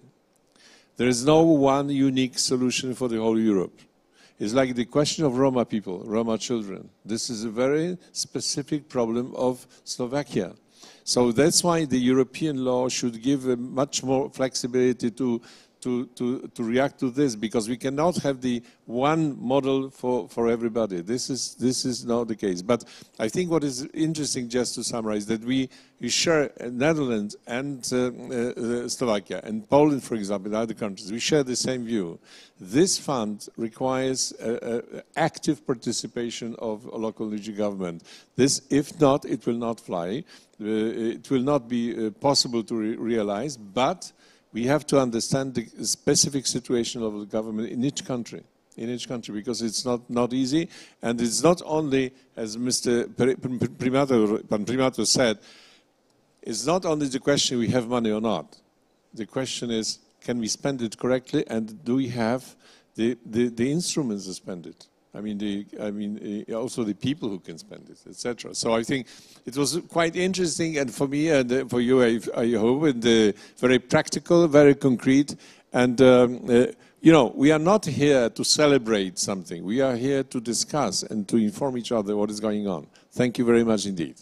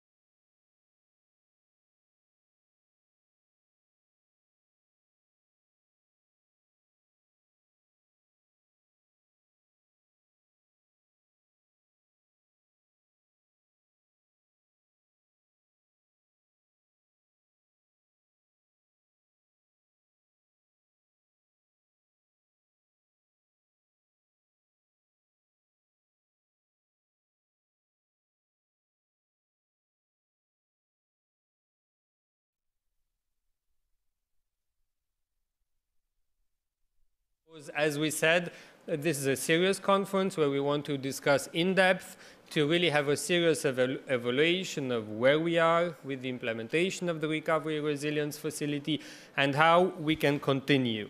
And we have a very good second panel. The title of the second panel is Enhancing Digital and Sustainable Transformation, Key to a Speedy Recovery, Competitiveness and Jobs.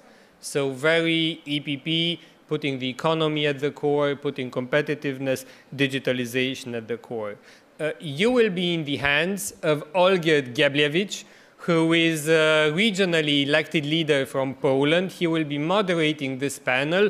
Olgierd is the president of the West Pomerania region in Poland, and he is also the chairman of the EPP group in the Committee of the Regions. He's the voice of mayors and of regionally elected leaders in the EPP. Let's welcome him. Olgierd, thank you for being with us.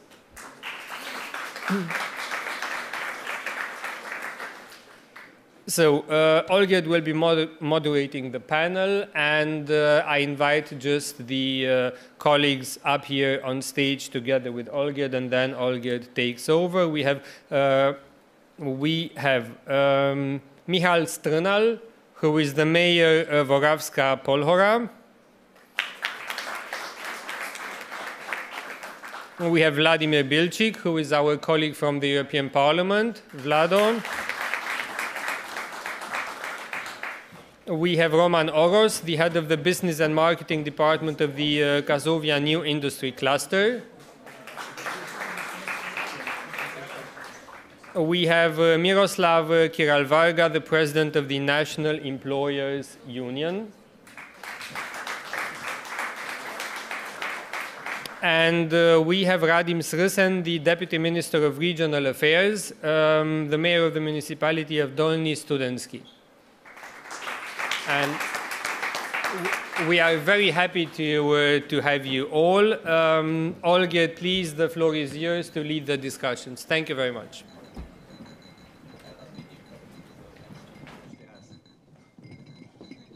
Thank you very much, Siegfried, for your very kind word and for great job you are doing to actually to prove that EPP is the only one European party who is really based on the ground, because I'm very happy that we can develop this format, Road to Recovery. It is actually our fourth meeting in this context. We are in Poland, we were in Portugal, in Croatia. Right now we are talking this regional aspect in European format in Slovakia, and I'm more than happy that I can be here and participate. This is, of course, Slovakia is our neighboring country. Unfortunately, my region is the most distant region in Poland, because West Pomerania region, which I've honored to be a president, it is a region located on the Baltic Sea with a capital in Szczecin. So all of you are cordially invited to my region. Very beautiful, with 180 kilometers of beautiful sandy beaches on the Baltic Sea and almost 2 million of inhabitants. But today I'm here to asking about your experiences or our experiences with the Road and Recovery, and I'm very happy that I can moderate this second panel, which is dedicated to competitiveness and jobs. And I'm very proud that competitiveness and jobs, creating the strong middle class in Europe, have been always in the very high in the political agenda of our party.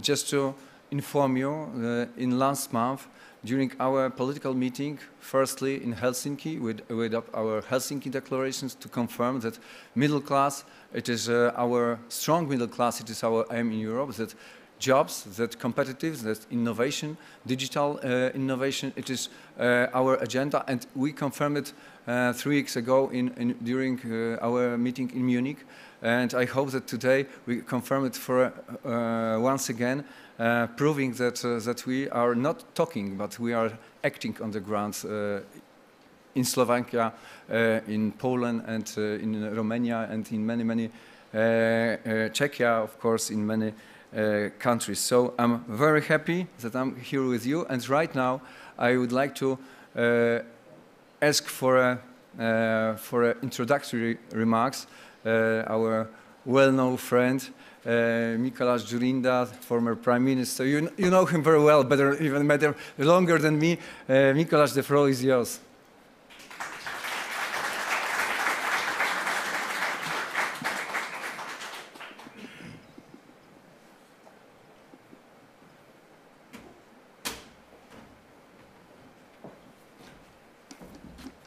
Dziękuję bardzo, Olgert.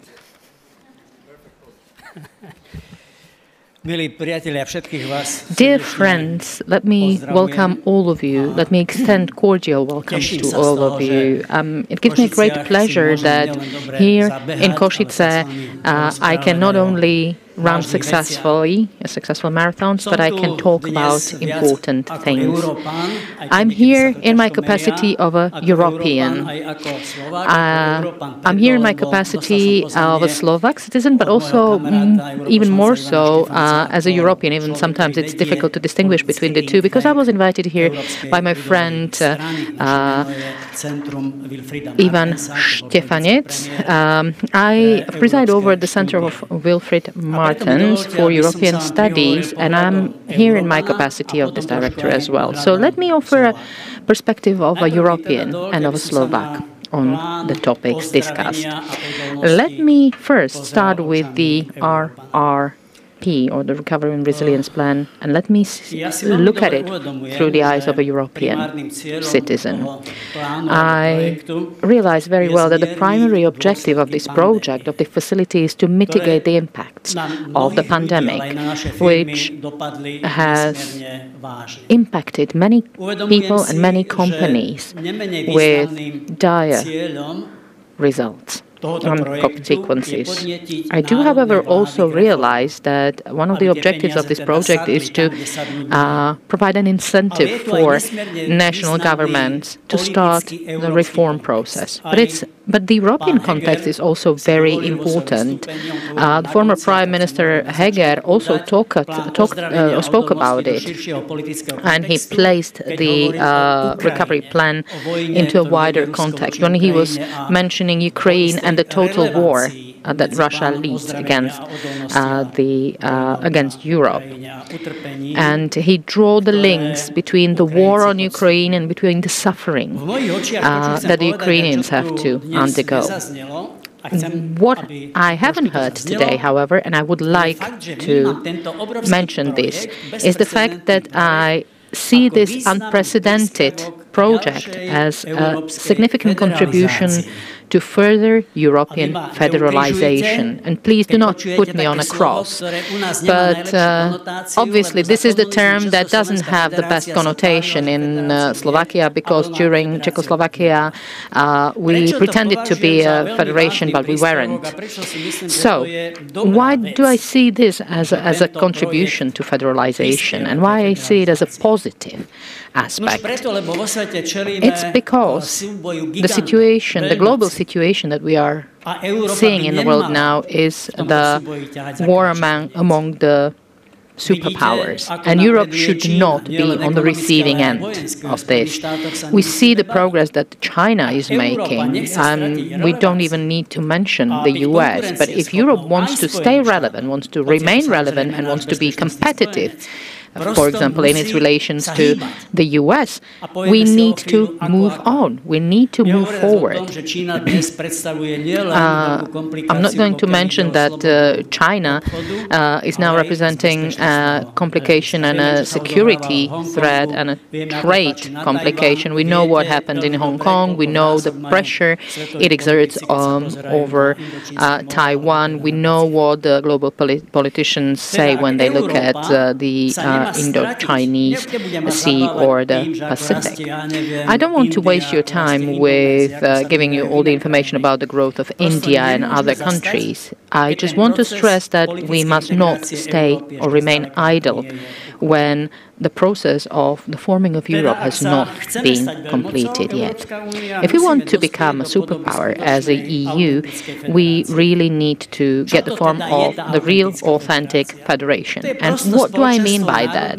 It's an association of the national states which has surrendered competencies to the European level in all areas where the European level can be more efficient in meeting and fulfilling the objectives. And that's the word, sometimes hated word, subsidiarity.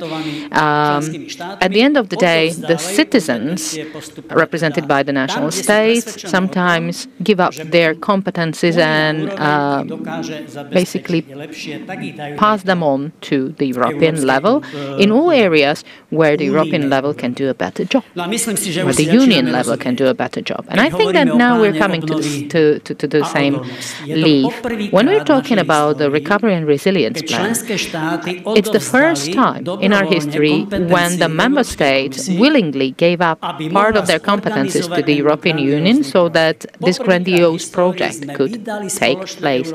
For the very first time in history, we managed to issue European bonds. I would not have believed that Germany would go with this. However, they did.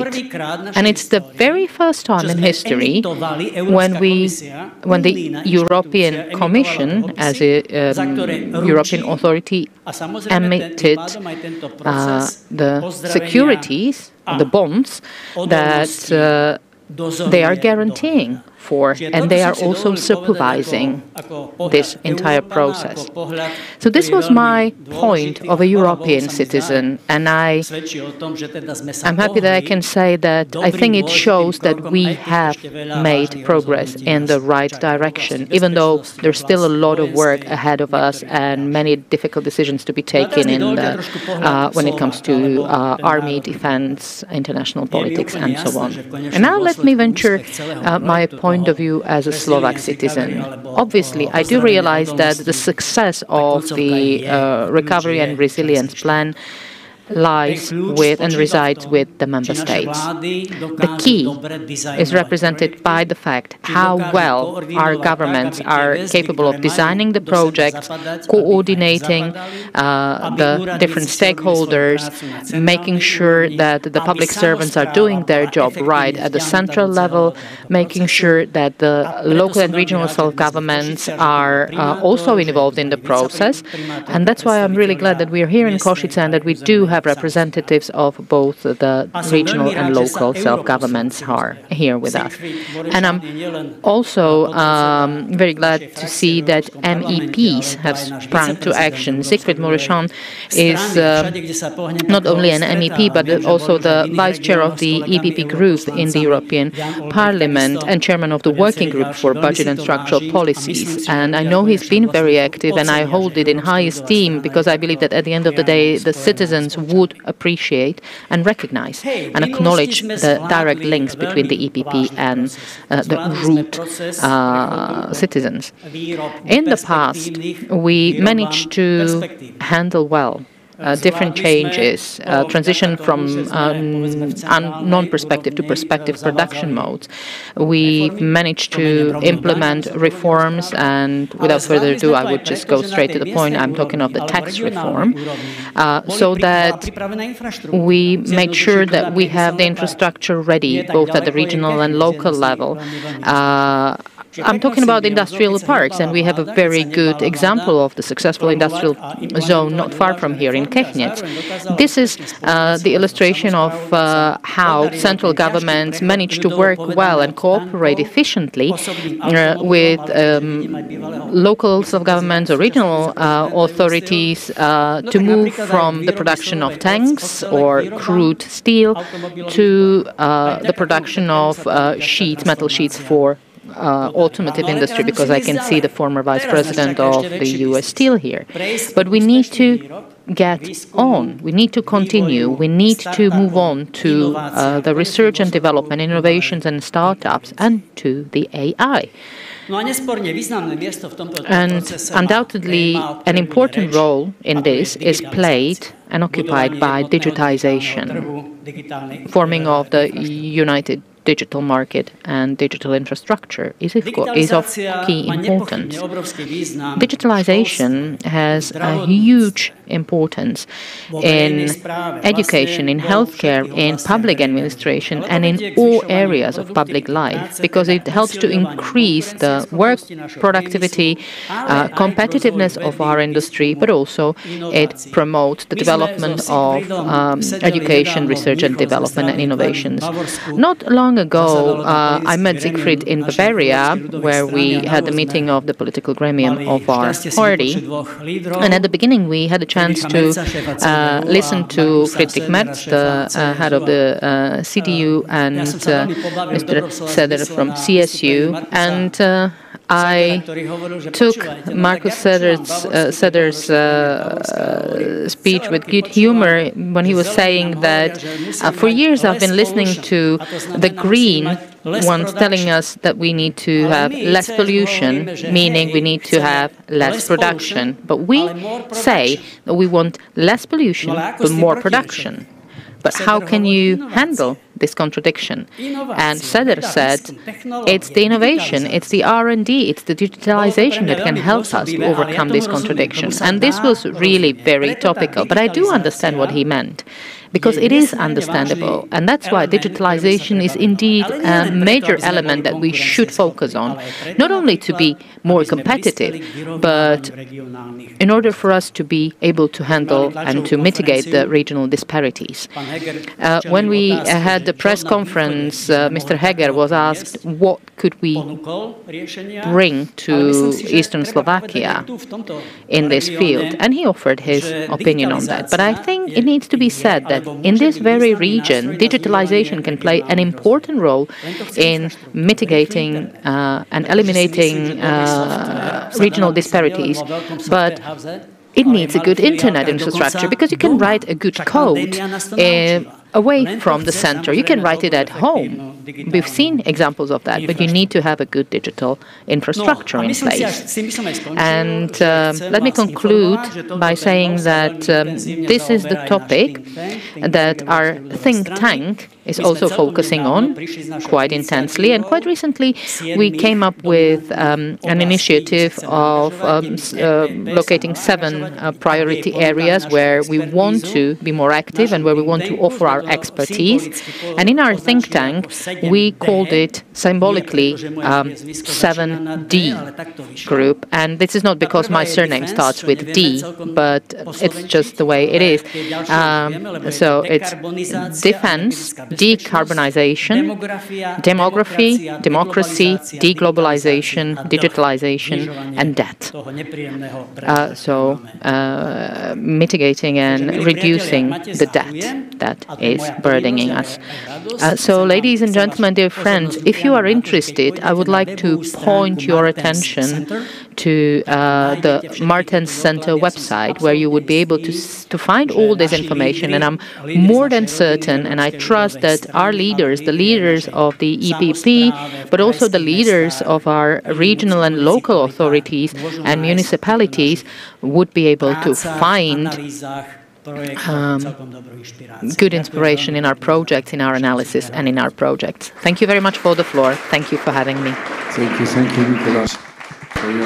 Ďakujeme pekne, Mikuláš, za veľmi inšpiratívny príspevok. A teraz by som chcel poprosiť účastníkov. Just only one reflection that we are all comes from Central Eastern Europe, and so still we are representing the cities, the regions, the countries which are catching up. And I think that in last year we've been able to prove that we can be the added value to European economy. But it is my opinion from my region that right now we see that our competitiveness, because of salaries, because of price energies, and so on, comes to the end. And right now, we are all aware that if we want to still propel our economy, we have to be more and more innovative, and we have to, from the bottom, be more and more focused on the jobs, on the R&D, on digital transformation. So, firstly, I would like to ask Radim Zrsen, who is Deputy Minister of Regional Affairs in Czechia, in Czech Republic, and he is very experienced member of a COR as a mayor of Dolní Studenky. Okay, as you surely know, I don't know how it is in Slovakia. In Czechia, it is I think that's quite interesting that you can be both minister and still mayor. So I would like to ask you to share with us your experiences from the both levels regarding to our topic, how to perform it even better thanks to RRF money. Takže krásné odpoledne, dámy a pánové. Já si dovolím mluvit česky. Kolegové říkali, že si nebudeme rozumět, ale já myslím, že Somebody said we won't understand each other, but I think we do understand each other very well. Usually I speak English, but here on this occasion I will speak Czech. I love Eastern Slovakia, I love Kosice. My wife is 50% Eastern Slovakia. My father-in-law is from vicinity of Srbko. I love the local hospitality, although Moravians are nearly as good in hospitality as Eastern Slovaks. So I'm so happy that this event is held here. Before I start speaking about digitalization and all the challenges, I will try to go back to the previous involvement of local government. Governments, it's a key. It's hard to speak after Mikuláš Dzurinda because I really love his contributions. Maybe I would not agree with one thing. I feel my identity, both European, Czech, Moravian and Dolní Studenky identity. So all these identities are complementary. They are not in contradiction for me. I've been a mayor of the municipality for 13 years. We have 1,400 people, so I always had 3 jobs. Also, I am at the ministry, I'm also in the Committee of Regions, so I think these identities have to be complementary. The existence of the Committee of Regions is so important that people have space, a platform to make comments, and I'm very happy that we have more and more closer cooperation with EP and EEP. So on RRP, I was on the other barricade in the Czech Republic as a president of the Local Governments Association. Every Thursday at 7 during COVID, we used to have 2 to 3 hours meeting instead of being with our wives.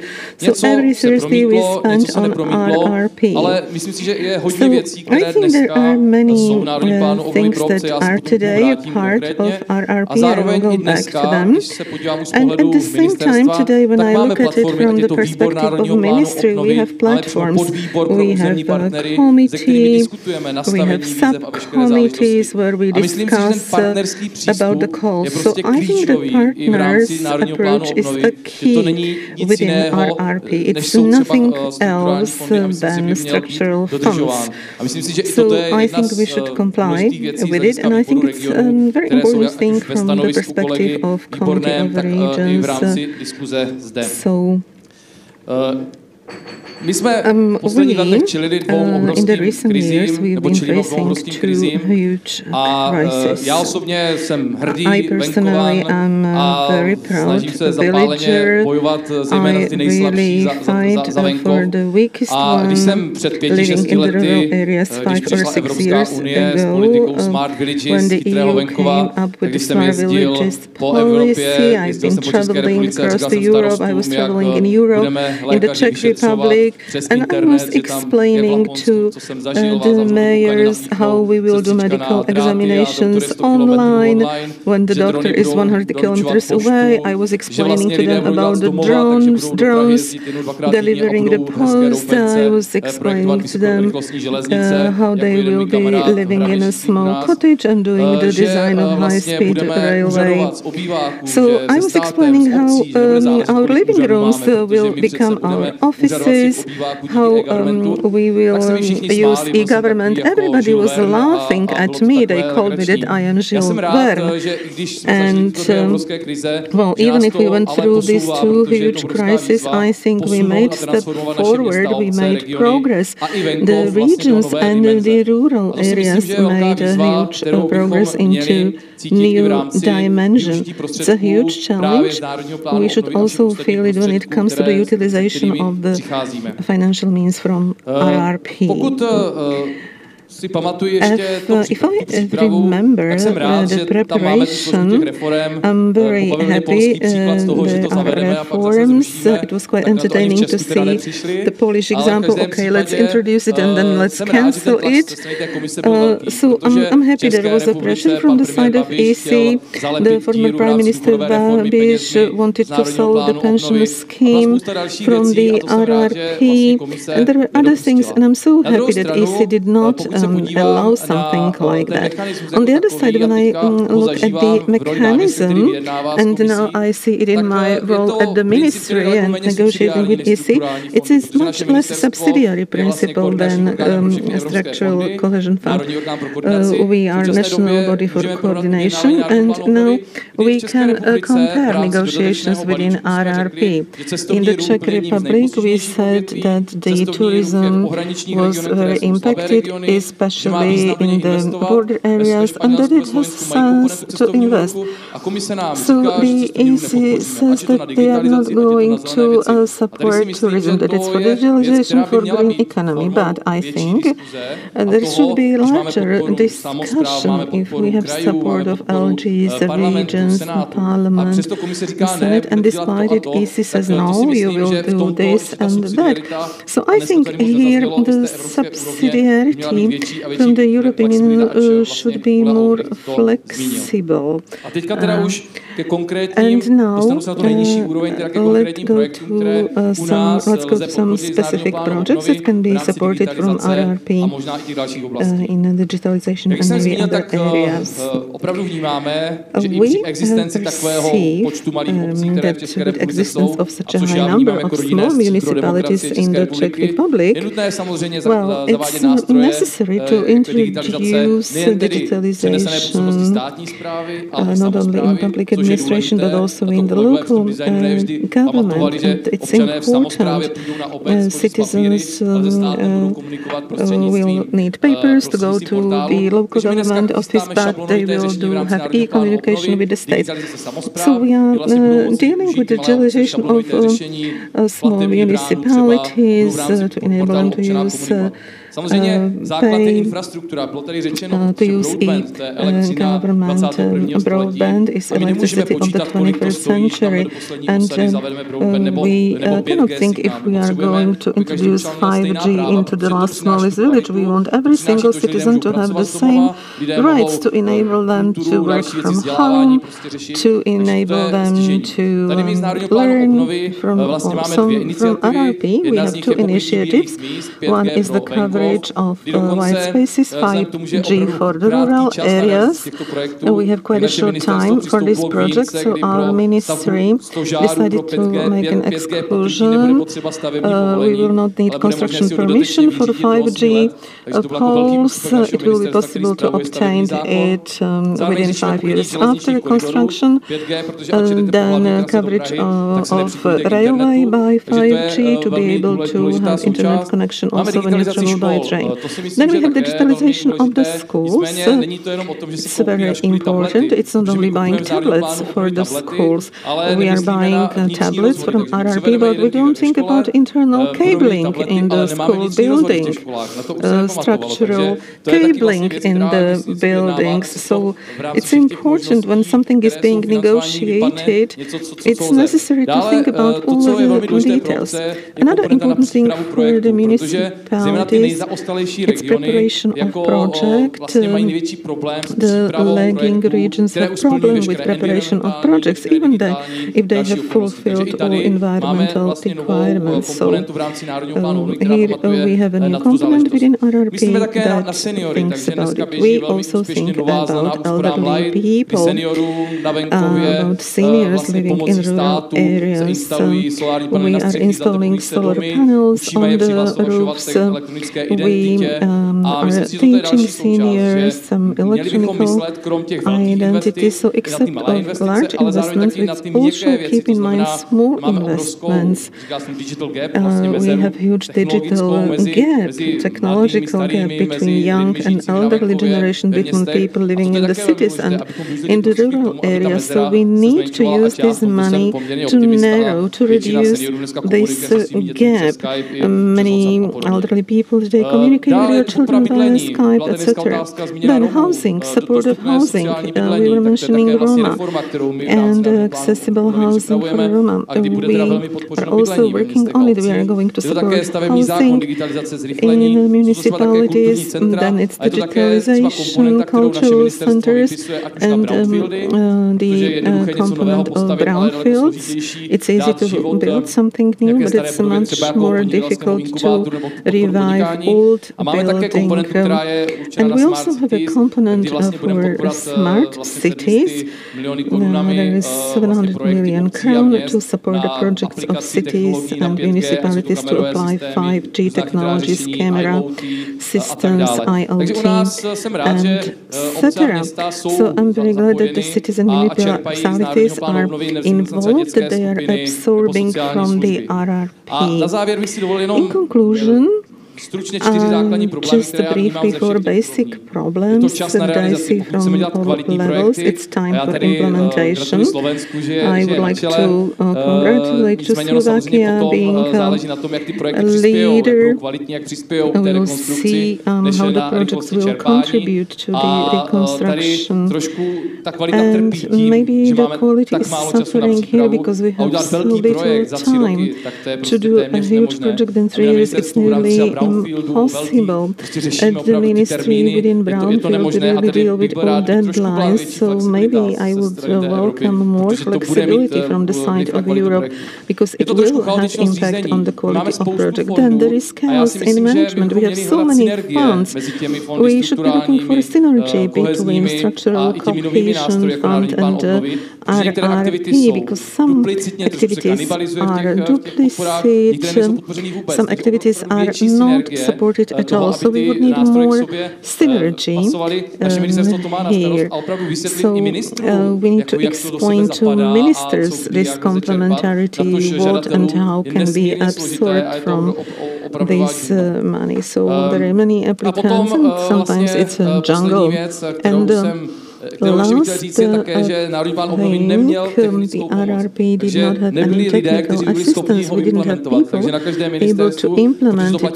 So at each ministry there were very few people, and it created a problem. In the second wave, the EC admitted that some technical assistance is necessary, and the last note, it is necessary within the topic of today's conference that the bottom meets top and the top meets bottom, from EC up to the local level. The linkage, the connection of all levels is very important. I think this is a key point, and I believe that we will be able to implement all our national RRPs and that they will move the Europe forward.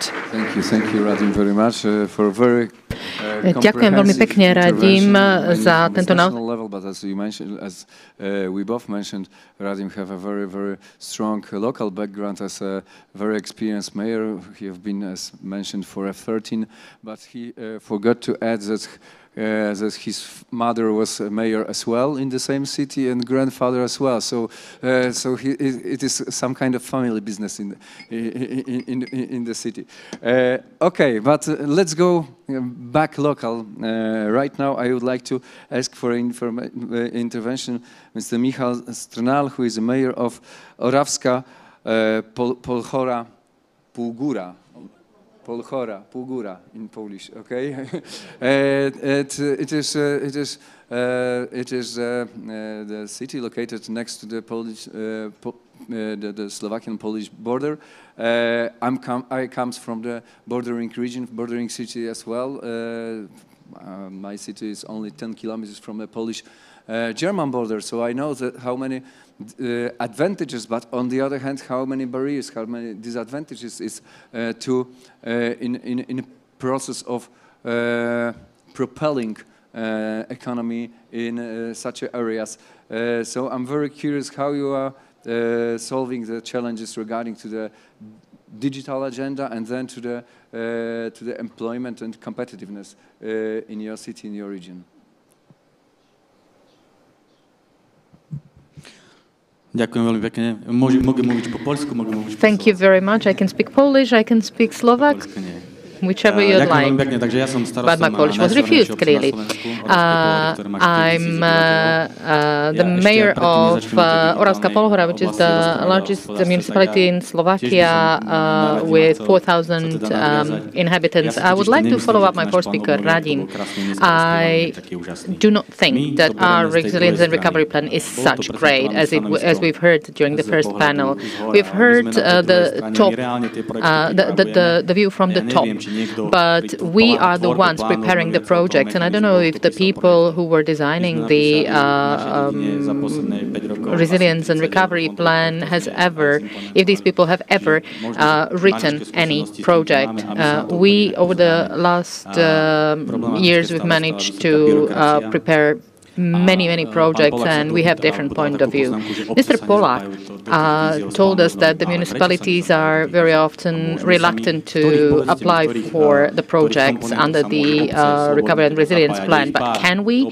There are only very few areas where we can actually apply. It might be the renewal of historical sites or building or reconstruction of kindergartens. We, in our district, have the highest natality rate in Slovakia, but our district has been excluded from the eligible areas. So we are not eligible applicants, so we cannot apply for processes or for projects like this. For example, my colleagues from the Poloniny area, which falls within the National Park of Poloniny, where many funds were allocated to purchase the lands from the private owners. But people do not want to sell the land. They want to stay there. They want to continue to live there. So this is another problematic area, proving why the Recovery and Resilience Plan is not as good as we've heard. It's good, but I don't think it's as good as we've heard,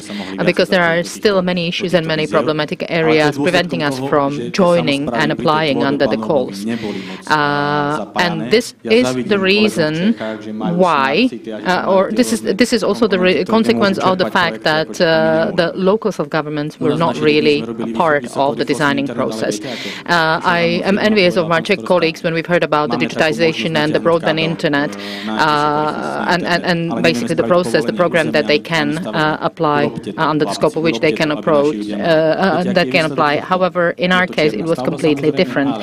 We, as the mayors, only have different businessmen coming. You know what? We can bring the cable. We can basically establish the cable connection, but because of different problems with permitting, at the end it's illegal structure, illegal construction. We are the only municipality in Slovakia that has municipal co-working that is actually even used by our friends from from Poland. We have all the places occupied. We have the pharmaceutical people working for the US pharmaceutical companies working there.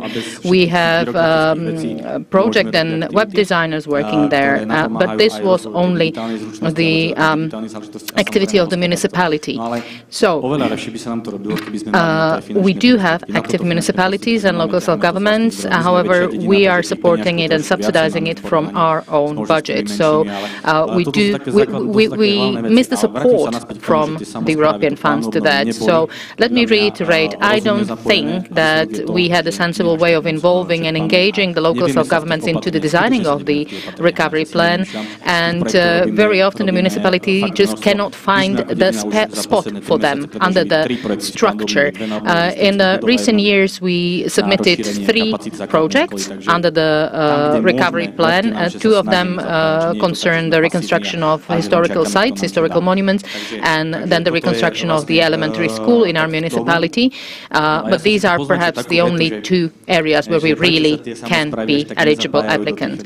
And we might ask why. What are the reasons why the plan does not actually include the measures that would be important for the local self-government? When the plan was designed, when the recovery plan was designed, we were not asked, the people in the field were not asked about what it is that they really need. And I think that's the biggest negative of the entire program. And ideally, if we manage to overcome this bottleneck, then I trust that not only the absorption of the money from the recovery and resilience plan, but also the impact and the outcomes that would be fueled by these funds would be much more efficient and effective and much, much more tangible. You know, things can be done also at the peripheries. Our co-working actually serves to prove it, so things can be done. But we do need support to make it better. We, for example, for one, would need another co-working because ours is already occupied. And I don't want to, you know, talk about the previous government. I'm the member of the association. Excuse me. I'm the of the association of cities and municipalities in Slovakia. We just had our General Assembly recently. No one from the central government came except for Madam President. So the communication really is a huge problem, and this is one of the shortcomings of all or majority of the programs that we have in Slovakia. Thank you very much for this opinion from the ground. I think that that a lot of the opinions are very, very, very common in different countries. So but maybe it will be a good during conclusion to share some opinions. Right now, I would like to go back to this European level. Our next speaker, it is Vladimir Bilčík, MEP from Slovakia, from Commission Libe. And I would like to maybe ask about the challenges regarding to this digital agenda in Europe. A lot of very vivid discussion about the artificial intelligence, who can be very supportive, but it is sometimes very risky. And we see a lot of challenges in the aspect of researchers and developments in Europe. On the other hand, we see still huge potential on the ground.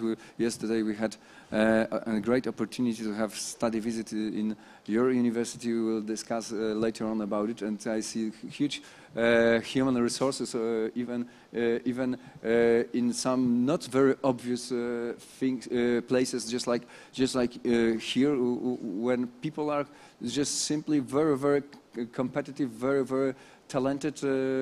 I think that it is our huge resource, and we have to take advantage from that. How is your opinion about what we can do more? Ďakujem veľmi pekne a veľmi sa teším, že som v Košiciach. I'm very happy to be in Kosice. I'm so happy this event is being held here, and I would like to thank to the colleagues from the European Parliament, to other colleagues here.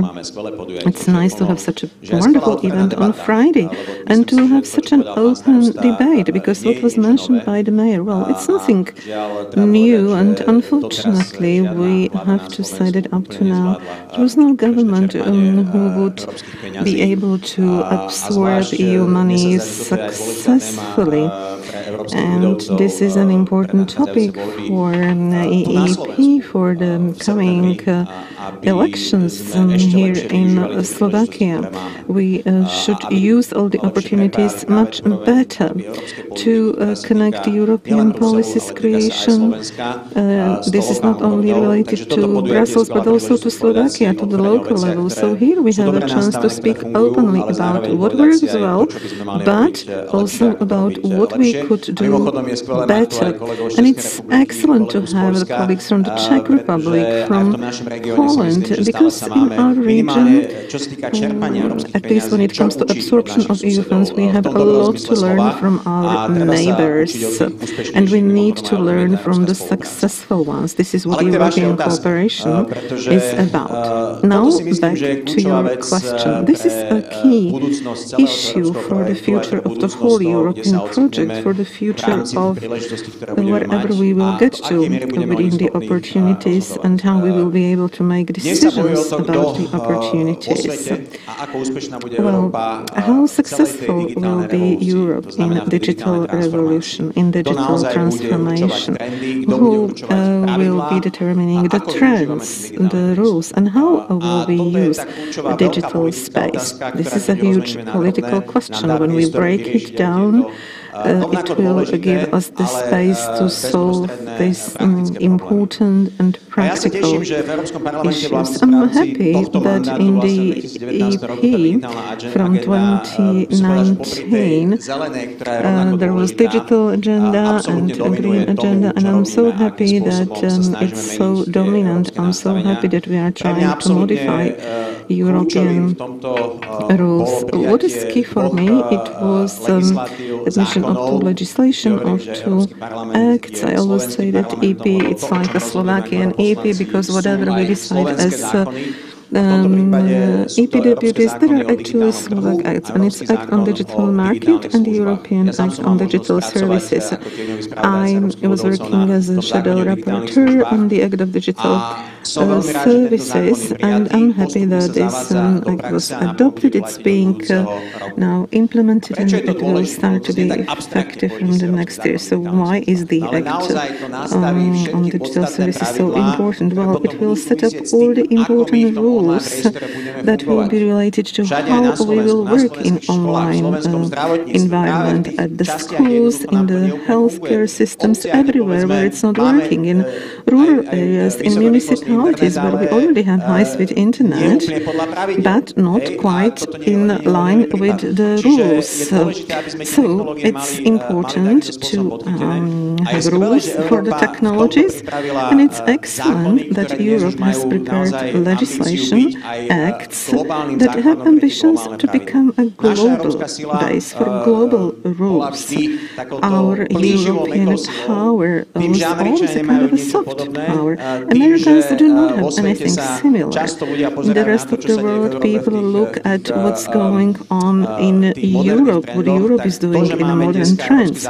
So we have European Act on Digital Services and Digital Market today. It's so important for the future of digital space. So based on these rules, also the global digital revolution can go on, and Europe always has good chances. Europe is in a good position to become a leader. So that's why it's so important what we do on European Union, and it's important to speak about it right here. But hand in hand, there are some problems. Well, we have to win in the global fight with China, and it's not going to be an easy fight. Today I've read the research related to international conference GlobeSec to be held next week in Bratislava, and I was scared. I read about people in Slovakia and how majority of people in Slovakia perceive the fact, like, who is guilty for the war in Ukraine, and I was scared when I read how people perceive how they perceive Slovakia being part of the West, and the figures are not okay, and there is a danger coming with the election, and it may happen that from successful RRP, well, it can be changed into the plan of Slovakia's destruction in the Fico's and socialists' hands. Well, it is also related to the fact that for a long time we have been exposed to a huge amount of disinformation, and we have this disinformer on our political scene, and this digital space does not give a fair chance to the free information, to a fair discussion.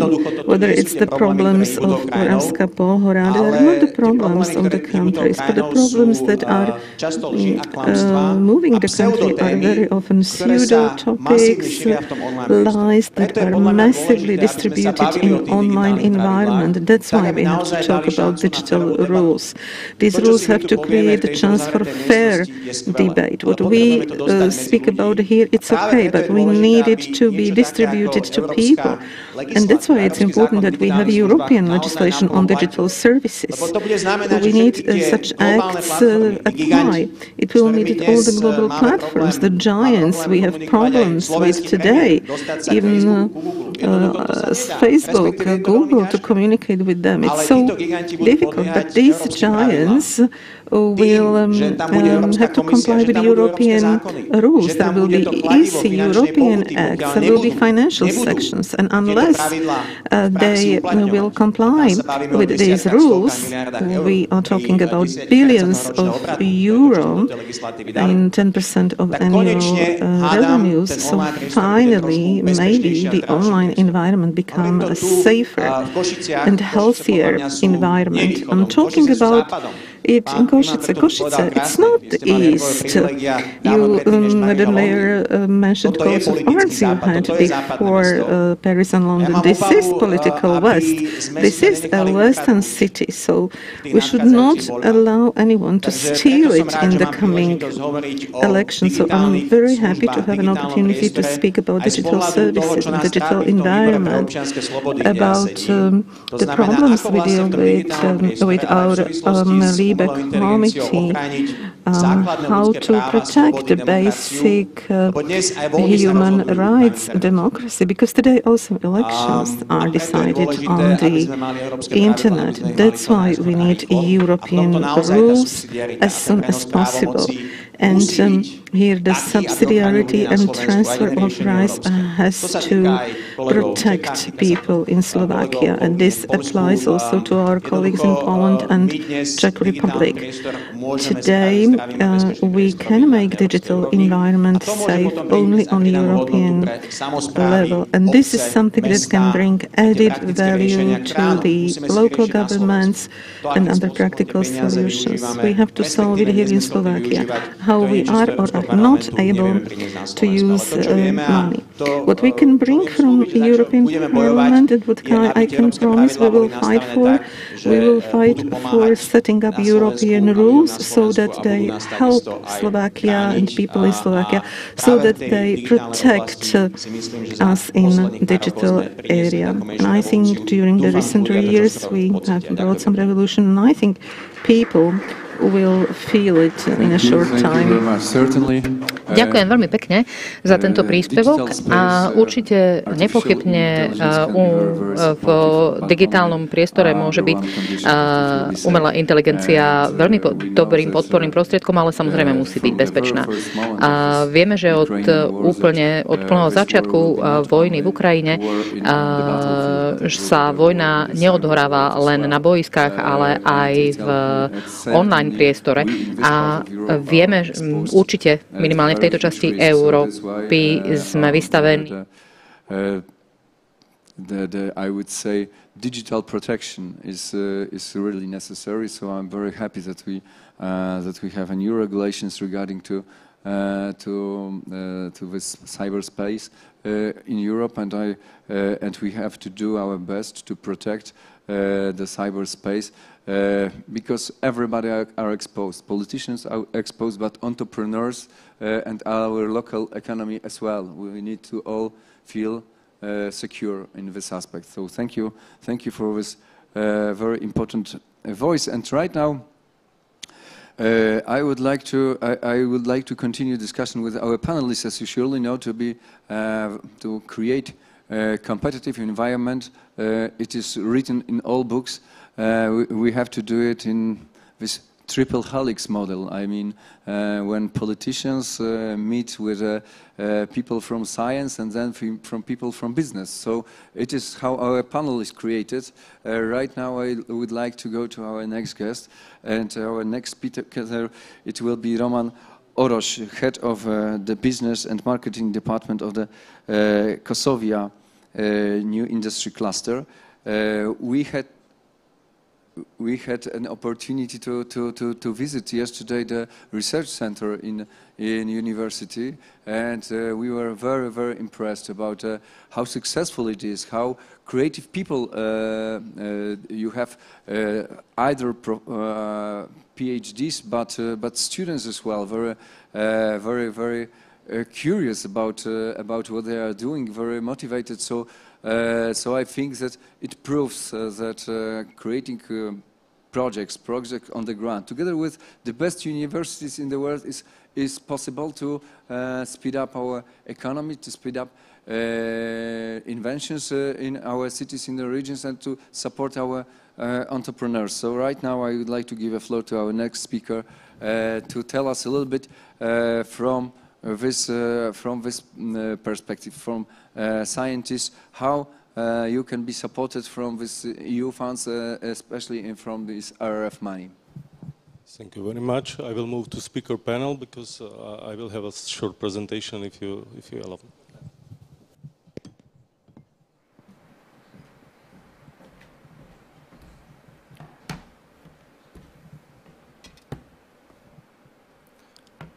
So first of all, thank you very much to European Parliament and especially to EPP that we have space here and inviting us and addressing so important topics for a region as the RRP is. Vážení páni a vážené dámy, plánu obnovy. Ladies and gentlemen, let me introduce the strategy of Kosice self-governing region, which was designed based on the Kasovian New Industry Cluster project. We consider the Recovery and Resilience Plan as a very important element, especially when it comes to mitigating or eliminating regional disparities, which we encounter in Slovakia. And this is also the reason why I welcome this opportunity provided by the European Union and the European Parliament by organizing this event here in Kosice to address such an important topic when it comes to the investment, development and the resilience of regions. Can we move on? Can you please switch to another slide? Okay, so what was the motivation? Back in 2017, we started to think about the fact that Kosice self-governing region should somehow remedy for the numbers that you can see on the slide, which were not very positive, not very favorable. These numbers account for the fact that our contribution to the GDP is 14% as a region. Bearing in mind that we had a heavy industry here, which is very much dependent on the resources, natural resources that we do not have, we realized that the asset that we do have here is the knowledge and the expertise. And maybe I should extend the territorial scope not only to Kosice self-governing region, but the region of Eastern Slovakia, which hosts research institutions that are really performing very well, also compared to the European average. So if we talk about knowledge-based economy, we have to admit that we still have not, or back then we had not yet brought the knowledge-based economy to some parts of Slovakia. And that's why we approached relevant institutions in Brussels or at the European level who have helped us and supported us through their expert consultants on how to design a program on promoting this area. We approached the Joint Research Center in Brussels, and they helped us through their expertise. They shared their knowledge so that we could actually mitigate for the economic, negative economic impact of the heavy industry that we were relying upon back then too heavily. Many of us would know what it means and how important it is to have and to encounter the diverging forces and motivations in the region. But we managed to overcome this because we managed to really motivate all the relevant stakeholders, such as Kosice governing region, the city of Kosice, all three universities that have their seats and representation here, and relevant business facilities or business capacities have created a completely new legal person that aims to close down the gap between our region and other advanced regions of the European Union. So, what is the most important? What are the goals of Kosovia New Industry Cluster? We want to restructure the industry, and we want to introduce the new industry cluster, which is based, as we know, on hybrid technologies, on digitalization, meeting the personalized medicine, development of batteries, new progressive materials, and new medicaments. All this is based on the knowledge, and we do have the knowledge here. Historically speaking, we have had the knowledge here for some time because we have very well-performing universities and research institutions. We have created the consortium that can be the leader of a change, the promoter and advocate of a change here in the region.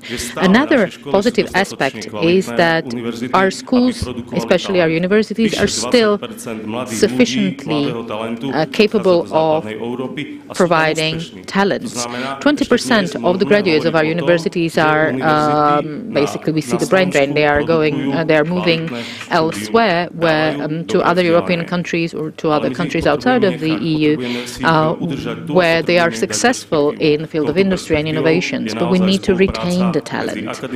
We need to promote the cooperation between the academia, the private sector, and the municipality or the region in order to be able to retain the talents.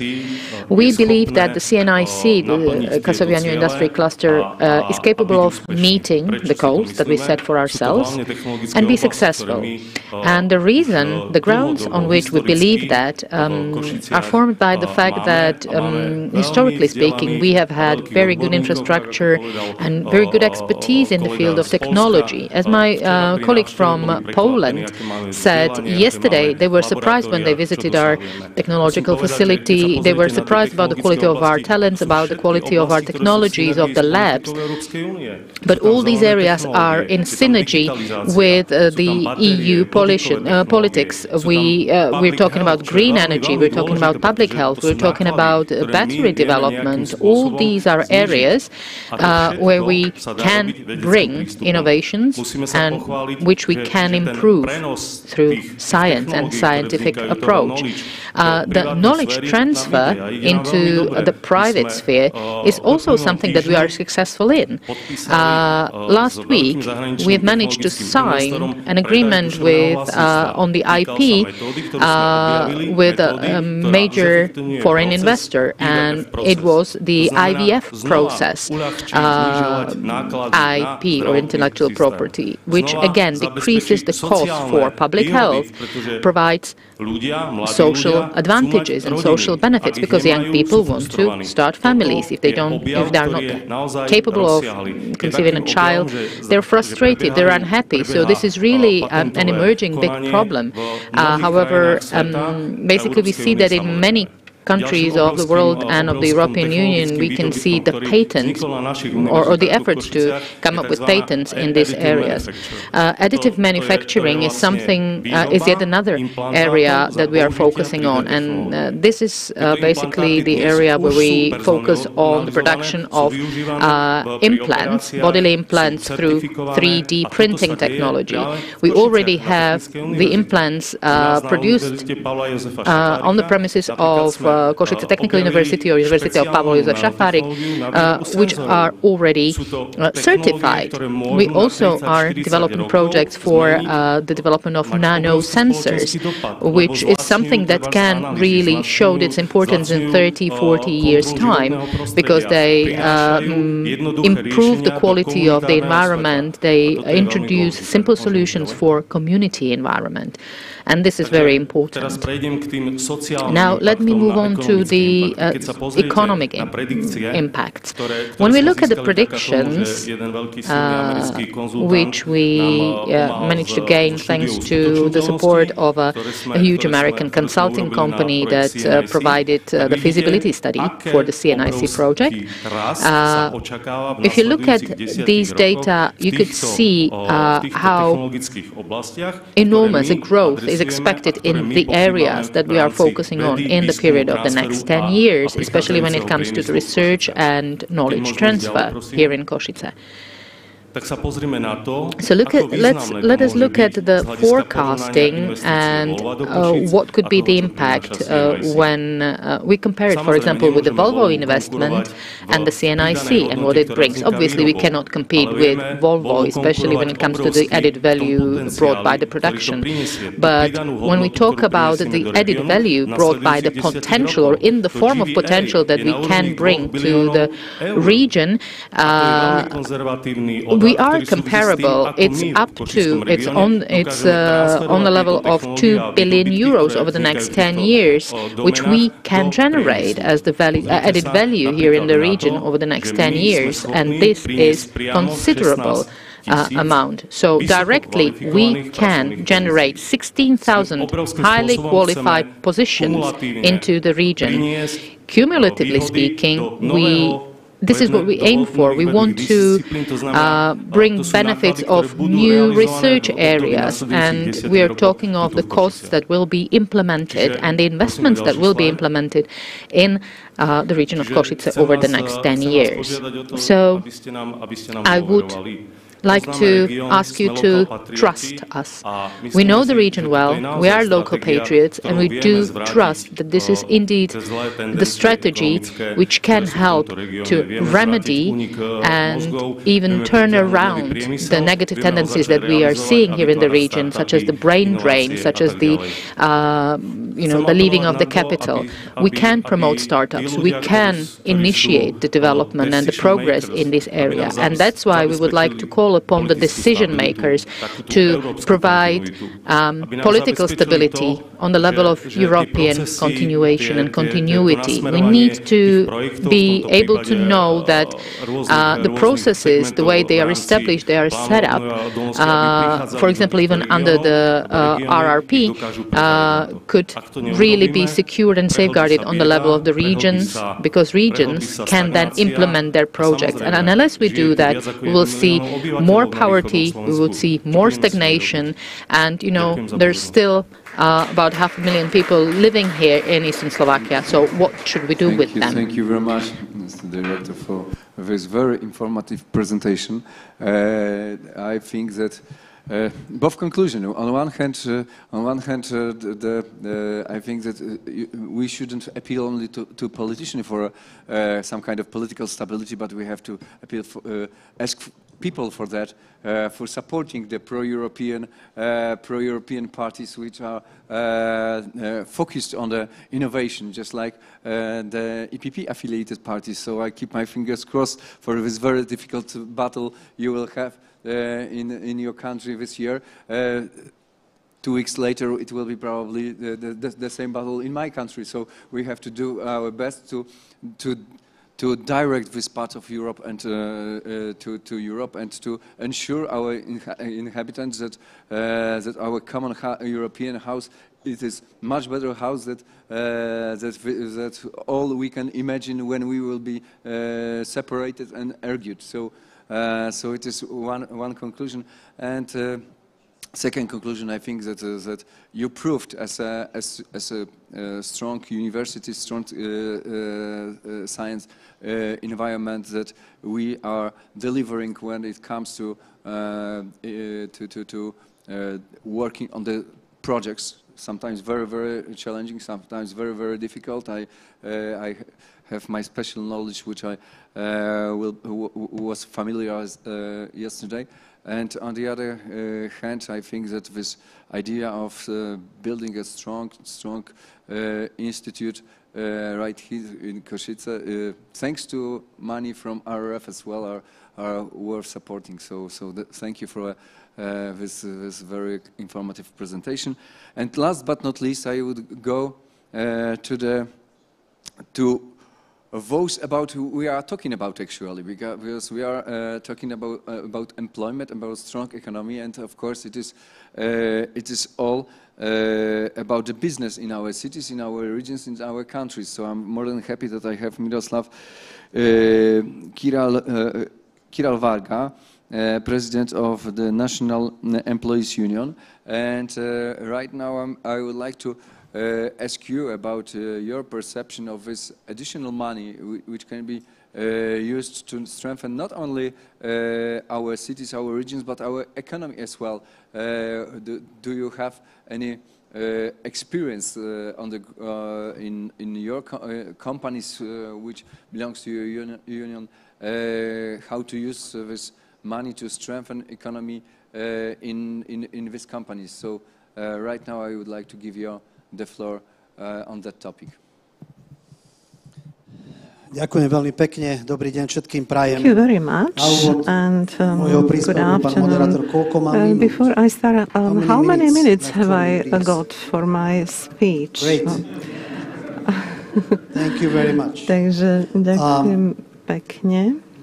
Už som sa skľudnil tým pádom, na začiatku som bol trošku nervózny, to svetlo, ktoré tu na mňa svieti. There is this light in my face. I feel as the interrogation, although I do not have any experience. The light is quite strong. Thank you so much for inviting me to this event. It's a really very nice event, first of all, because what has been said here, well, this is not only being proud, there is also some sound criticism that was mentioned here.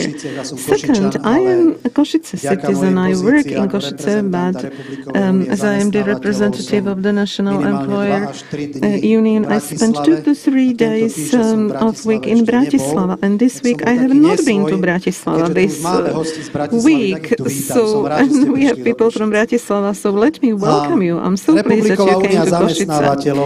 The National Employer Union is the most representative organization of employers in Slovakia when it comes to representation and our members. We are one of the 3 organizations that are active in the tripartite of Economical and Social Council in Slovakia and in Europe, in the so-called ECOSOC. We are also a part of Business Europe, which is the umbrella organization of employers in Europe, and thanks to this we have been able to represent Slovakia successfully. When Slovakia chaired the council and we had annual meeting in Business Europe in Bratislava. All the topics I've been listening to today, well, these are the topics of our committees. We have committees within our union, Committee for Social and Economical Matters. We have Education Committee, Research and Development Committee, Environmental Committee. We also have Committee for European Affairs within our union. Resilience Recovery Plan. RRP, Resilience and Recovery Plan. I'd like to thank to former Prime Minister Heger that we were so successful when the plan was prepared.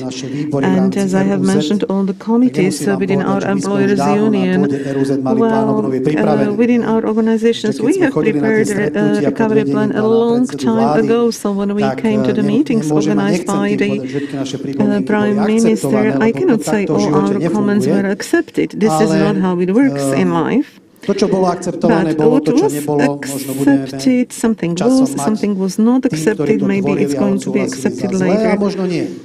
So, as it was mentioned by the former Prime Minister, Mr. Zurinda, the key for success of RP, the key is every single member country. So, as Americans say, execution is the key. So, how we implement the RRP, how we will able to use the money. And I can say it loud, it doesn't mean that we have to spend all the money. The money is not a gift.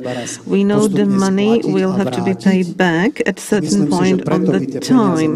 And that's why I think the money should be used meaningfully in investments so that they improve the living environment in Slovakia, or so that they improve the competitiveness of Slovakia.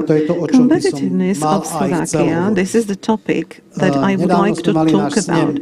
Recently, we had annual meeting of our employer union, and we agreed on the update document, Competitive Slovakia. I do not have any printout of Competitive Slovakia, because on the front page of this document that includes 10 areas that need to be tackled, there is a small tiger baby in the bottle, in the glass bottle. And what we wanted to say, well, a couple of years ago, Slovakia was unofficially called a small tiger in Europe. And now I think that we have closed this tiger into this bottle. But now we need to open this bottle and to let the little tiger out and to let it grow. And this is what applies also to the execution of bola spomenutá dekarbonizácia ako jedno zo 7 D pánom Zurindom. 7D and decarbonization as one of 7Ds. Digitalization was mentioned. Me as a representative of Employers Union and also steelmaking company here in Kosice, I can say decarbonization and digitalization walk hand in hand. Several years ago, when I was in Prešov and I participated in a similar debate, one young man asked, Mr. Vice President, so how is it with digitalization in your steelmaking plant? And I answered, maybe this guy was 20 or 25 years old, and I replied, well, when was the last time that you've been to steelmaking plant in Kosice? And he said, I have never been there. Okay, so now I understand your question. Because we are not going to introduce or implement digitalization. We already have it. We just need to promote it to a higher level. So what we do right now, of course, we are preparing for decarbonization. I could talk about it for a long time, but I'm not going to do it now. We, in cooperation with the universities in Kosice, we implement a lot of projects under the title Artificial Intelligence, and also a high number of projects that are related to utilization of ICT in the current manufacture of iron and steel. So imagine our employees sitting at the dispatching, in the control room at the steelmaking plant. There are displays in front of him, and one display in the right top corner there is a small square, and on the bottom there is a curve. He is just watching it, and he just pushes the button from time to time. And this is the result of the work of young students and our employers. So our homework was done. So the guy in the control room is just watching the process of iron manufacture, and he sees on the displays what he needs to add, what metals to manufacture the steel required by the customer. And he needs the curve to end up in the top right corner at the end of the day. And if the direction is not okay to the top right corner, so he knows what he needs to add or change in the process. So this is what we prepared with university students. Then we have the value in use model. This is the model that compares how we should purchase raw materials. It offers various quality of raw materials for iron making. And this model was also prepared in cooperation with the university and our employees. So the system takes the data and then at the end it produces the data at the end, and it says, okay, you buy this amount and this amount of coke or raw material from this and this supplier so that you achieve the lowest cost of manufacture of 1 ton of iron. So this is how digitalization works in the heavy industry. And of course there are much more examples. Now I have less than a minute, so in conclusion let me mention a couple of comparisons. My colleague has prepared a very good reading for me, and I would like to share it with you. Sasha has prepared something like that. Slovak regions belong to the least competitive regions according to the Index of Regional Competitiveness in 2020-2021. Bratislava belongs among the first 50, but Eastern Slovakia belongs to the last 50. Problem areas include quality of infrastructure. We know what kind of infrastructure we have between the west and the east of the country, and we are not talking about highway, we're talking about the roads, about the railways as such. We have mentioned informatization and introduction of ICT and quality of institutions. It means law enforcement in Slovakia, level of corruption, quality of education. I do not want to add more oil to the fire, but we know how many students leave Slovakia to study abroad. It's more than 17%. We know how many foreign students come to Slovakia to study. It is less than 7%. It would not be bad if this 17% returned back, because we need them here.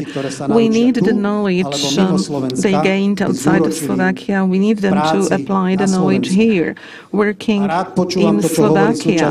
And I like to listen to Mr. Aldor, the current Prime Minister, that he wants to focus on bringing back Slovakian talented students and graduates. Business Europe, umbrella organization of employers, 90% of membership organizations say that investment environment in Europe in comparison with global competitors is less attractive than 3 years ago. And now some figures to compare. In 2021, the foreign investment to Slovakia was 68% less than in 2019. Of course, it was caused by COVID, but why was it 63% increase in America against 2019?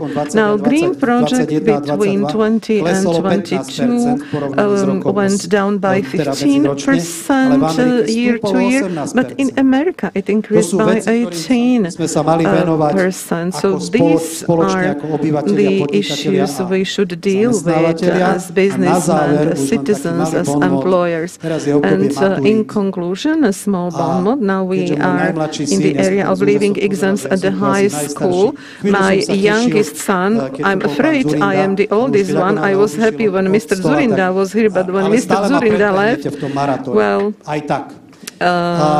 I was the oldest. So my youngest son passed his high school leaving exam, maturita. And I would like to mention an idea. Somebody at some schools is doing leaving exam from ICT. And one of the questions was, how will you write some mathematical formula in Word? So he wrote it.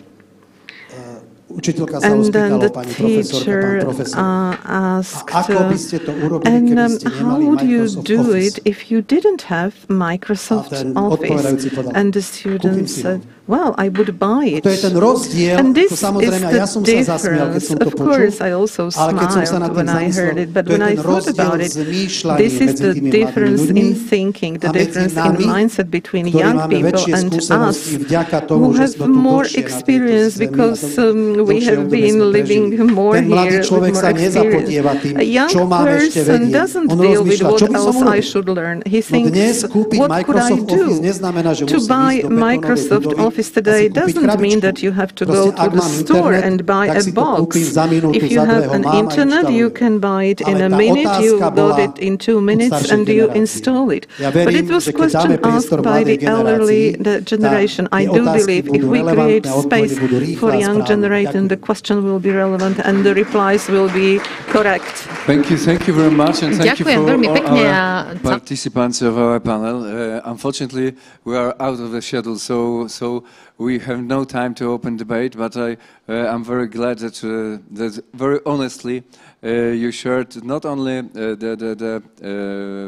some kind of benefits we see from RRF, but the challenges we are facing, the problems we are experiencing, because it is it caused that our debate makes sense, and I hope that we will all can draw conclusions from our debates. And once again, I keep my fingers crossed for your elections and for your strong position in Europe in the future, and I hope that you will be able to face all these challenges. Thank you very much. And right now I would like to give back the floor to Siegfried Mureșan to final conclusions. Siegfried.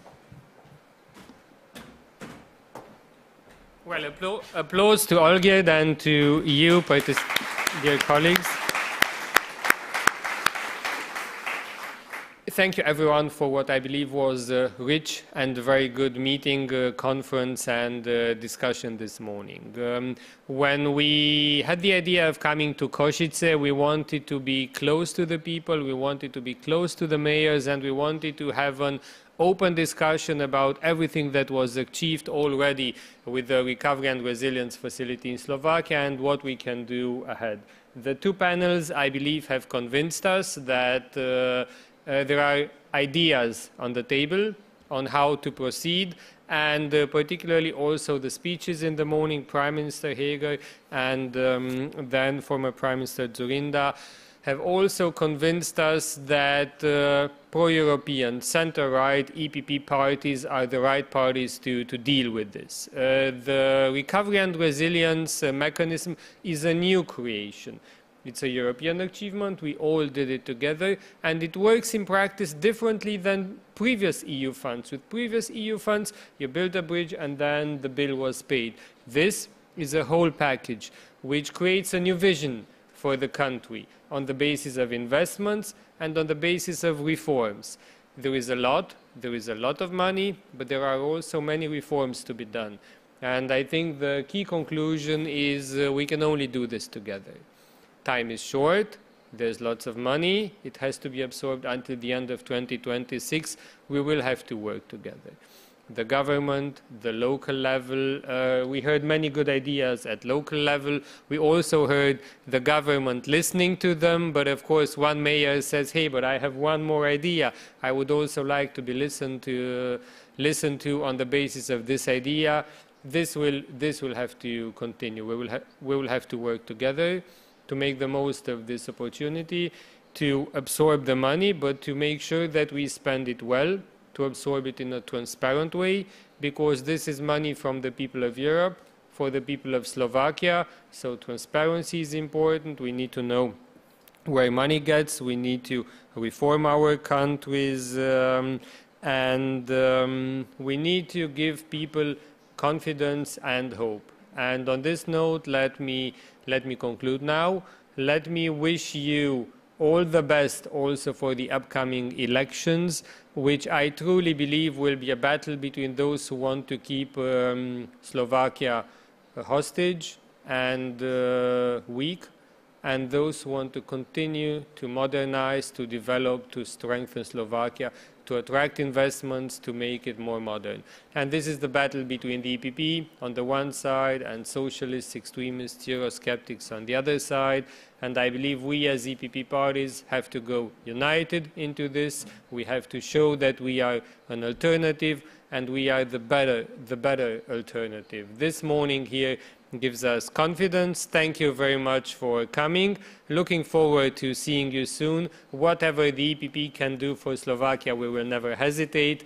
And now we're looking forward to seeing the students who participated in this essay competition in the room to the left for the prizes, and everyone else for lunch. Ivan, our head of delegation in the EPP group from Slovakia, thank you for inviting us to Kosice. It was a pleasure.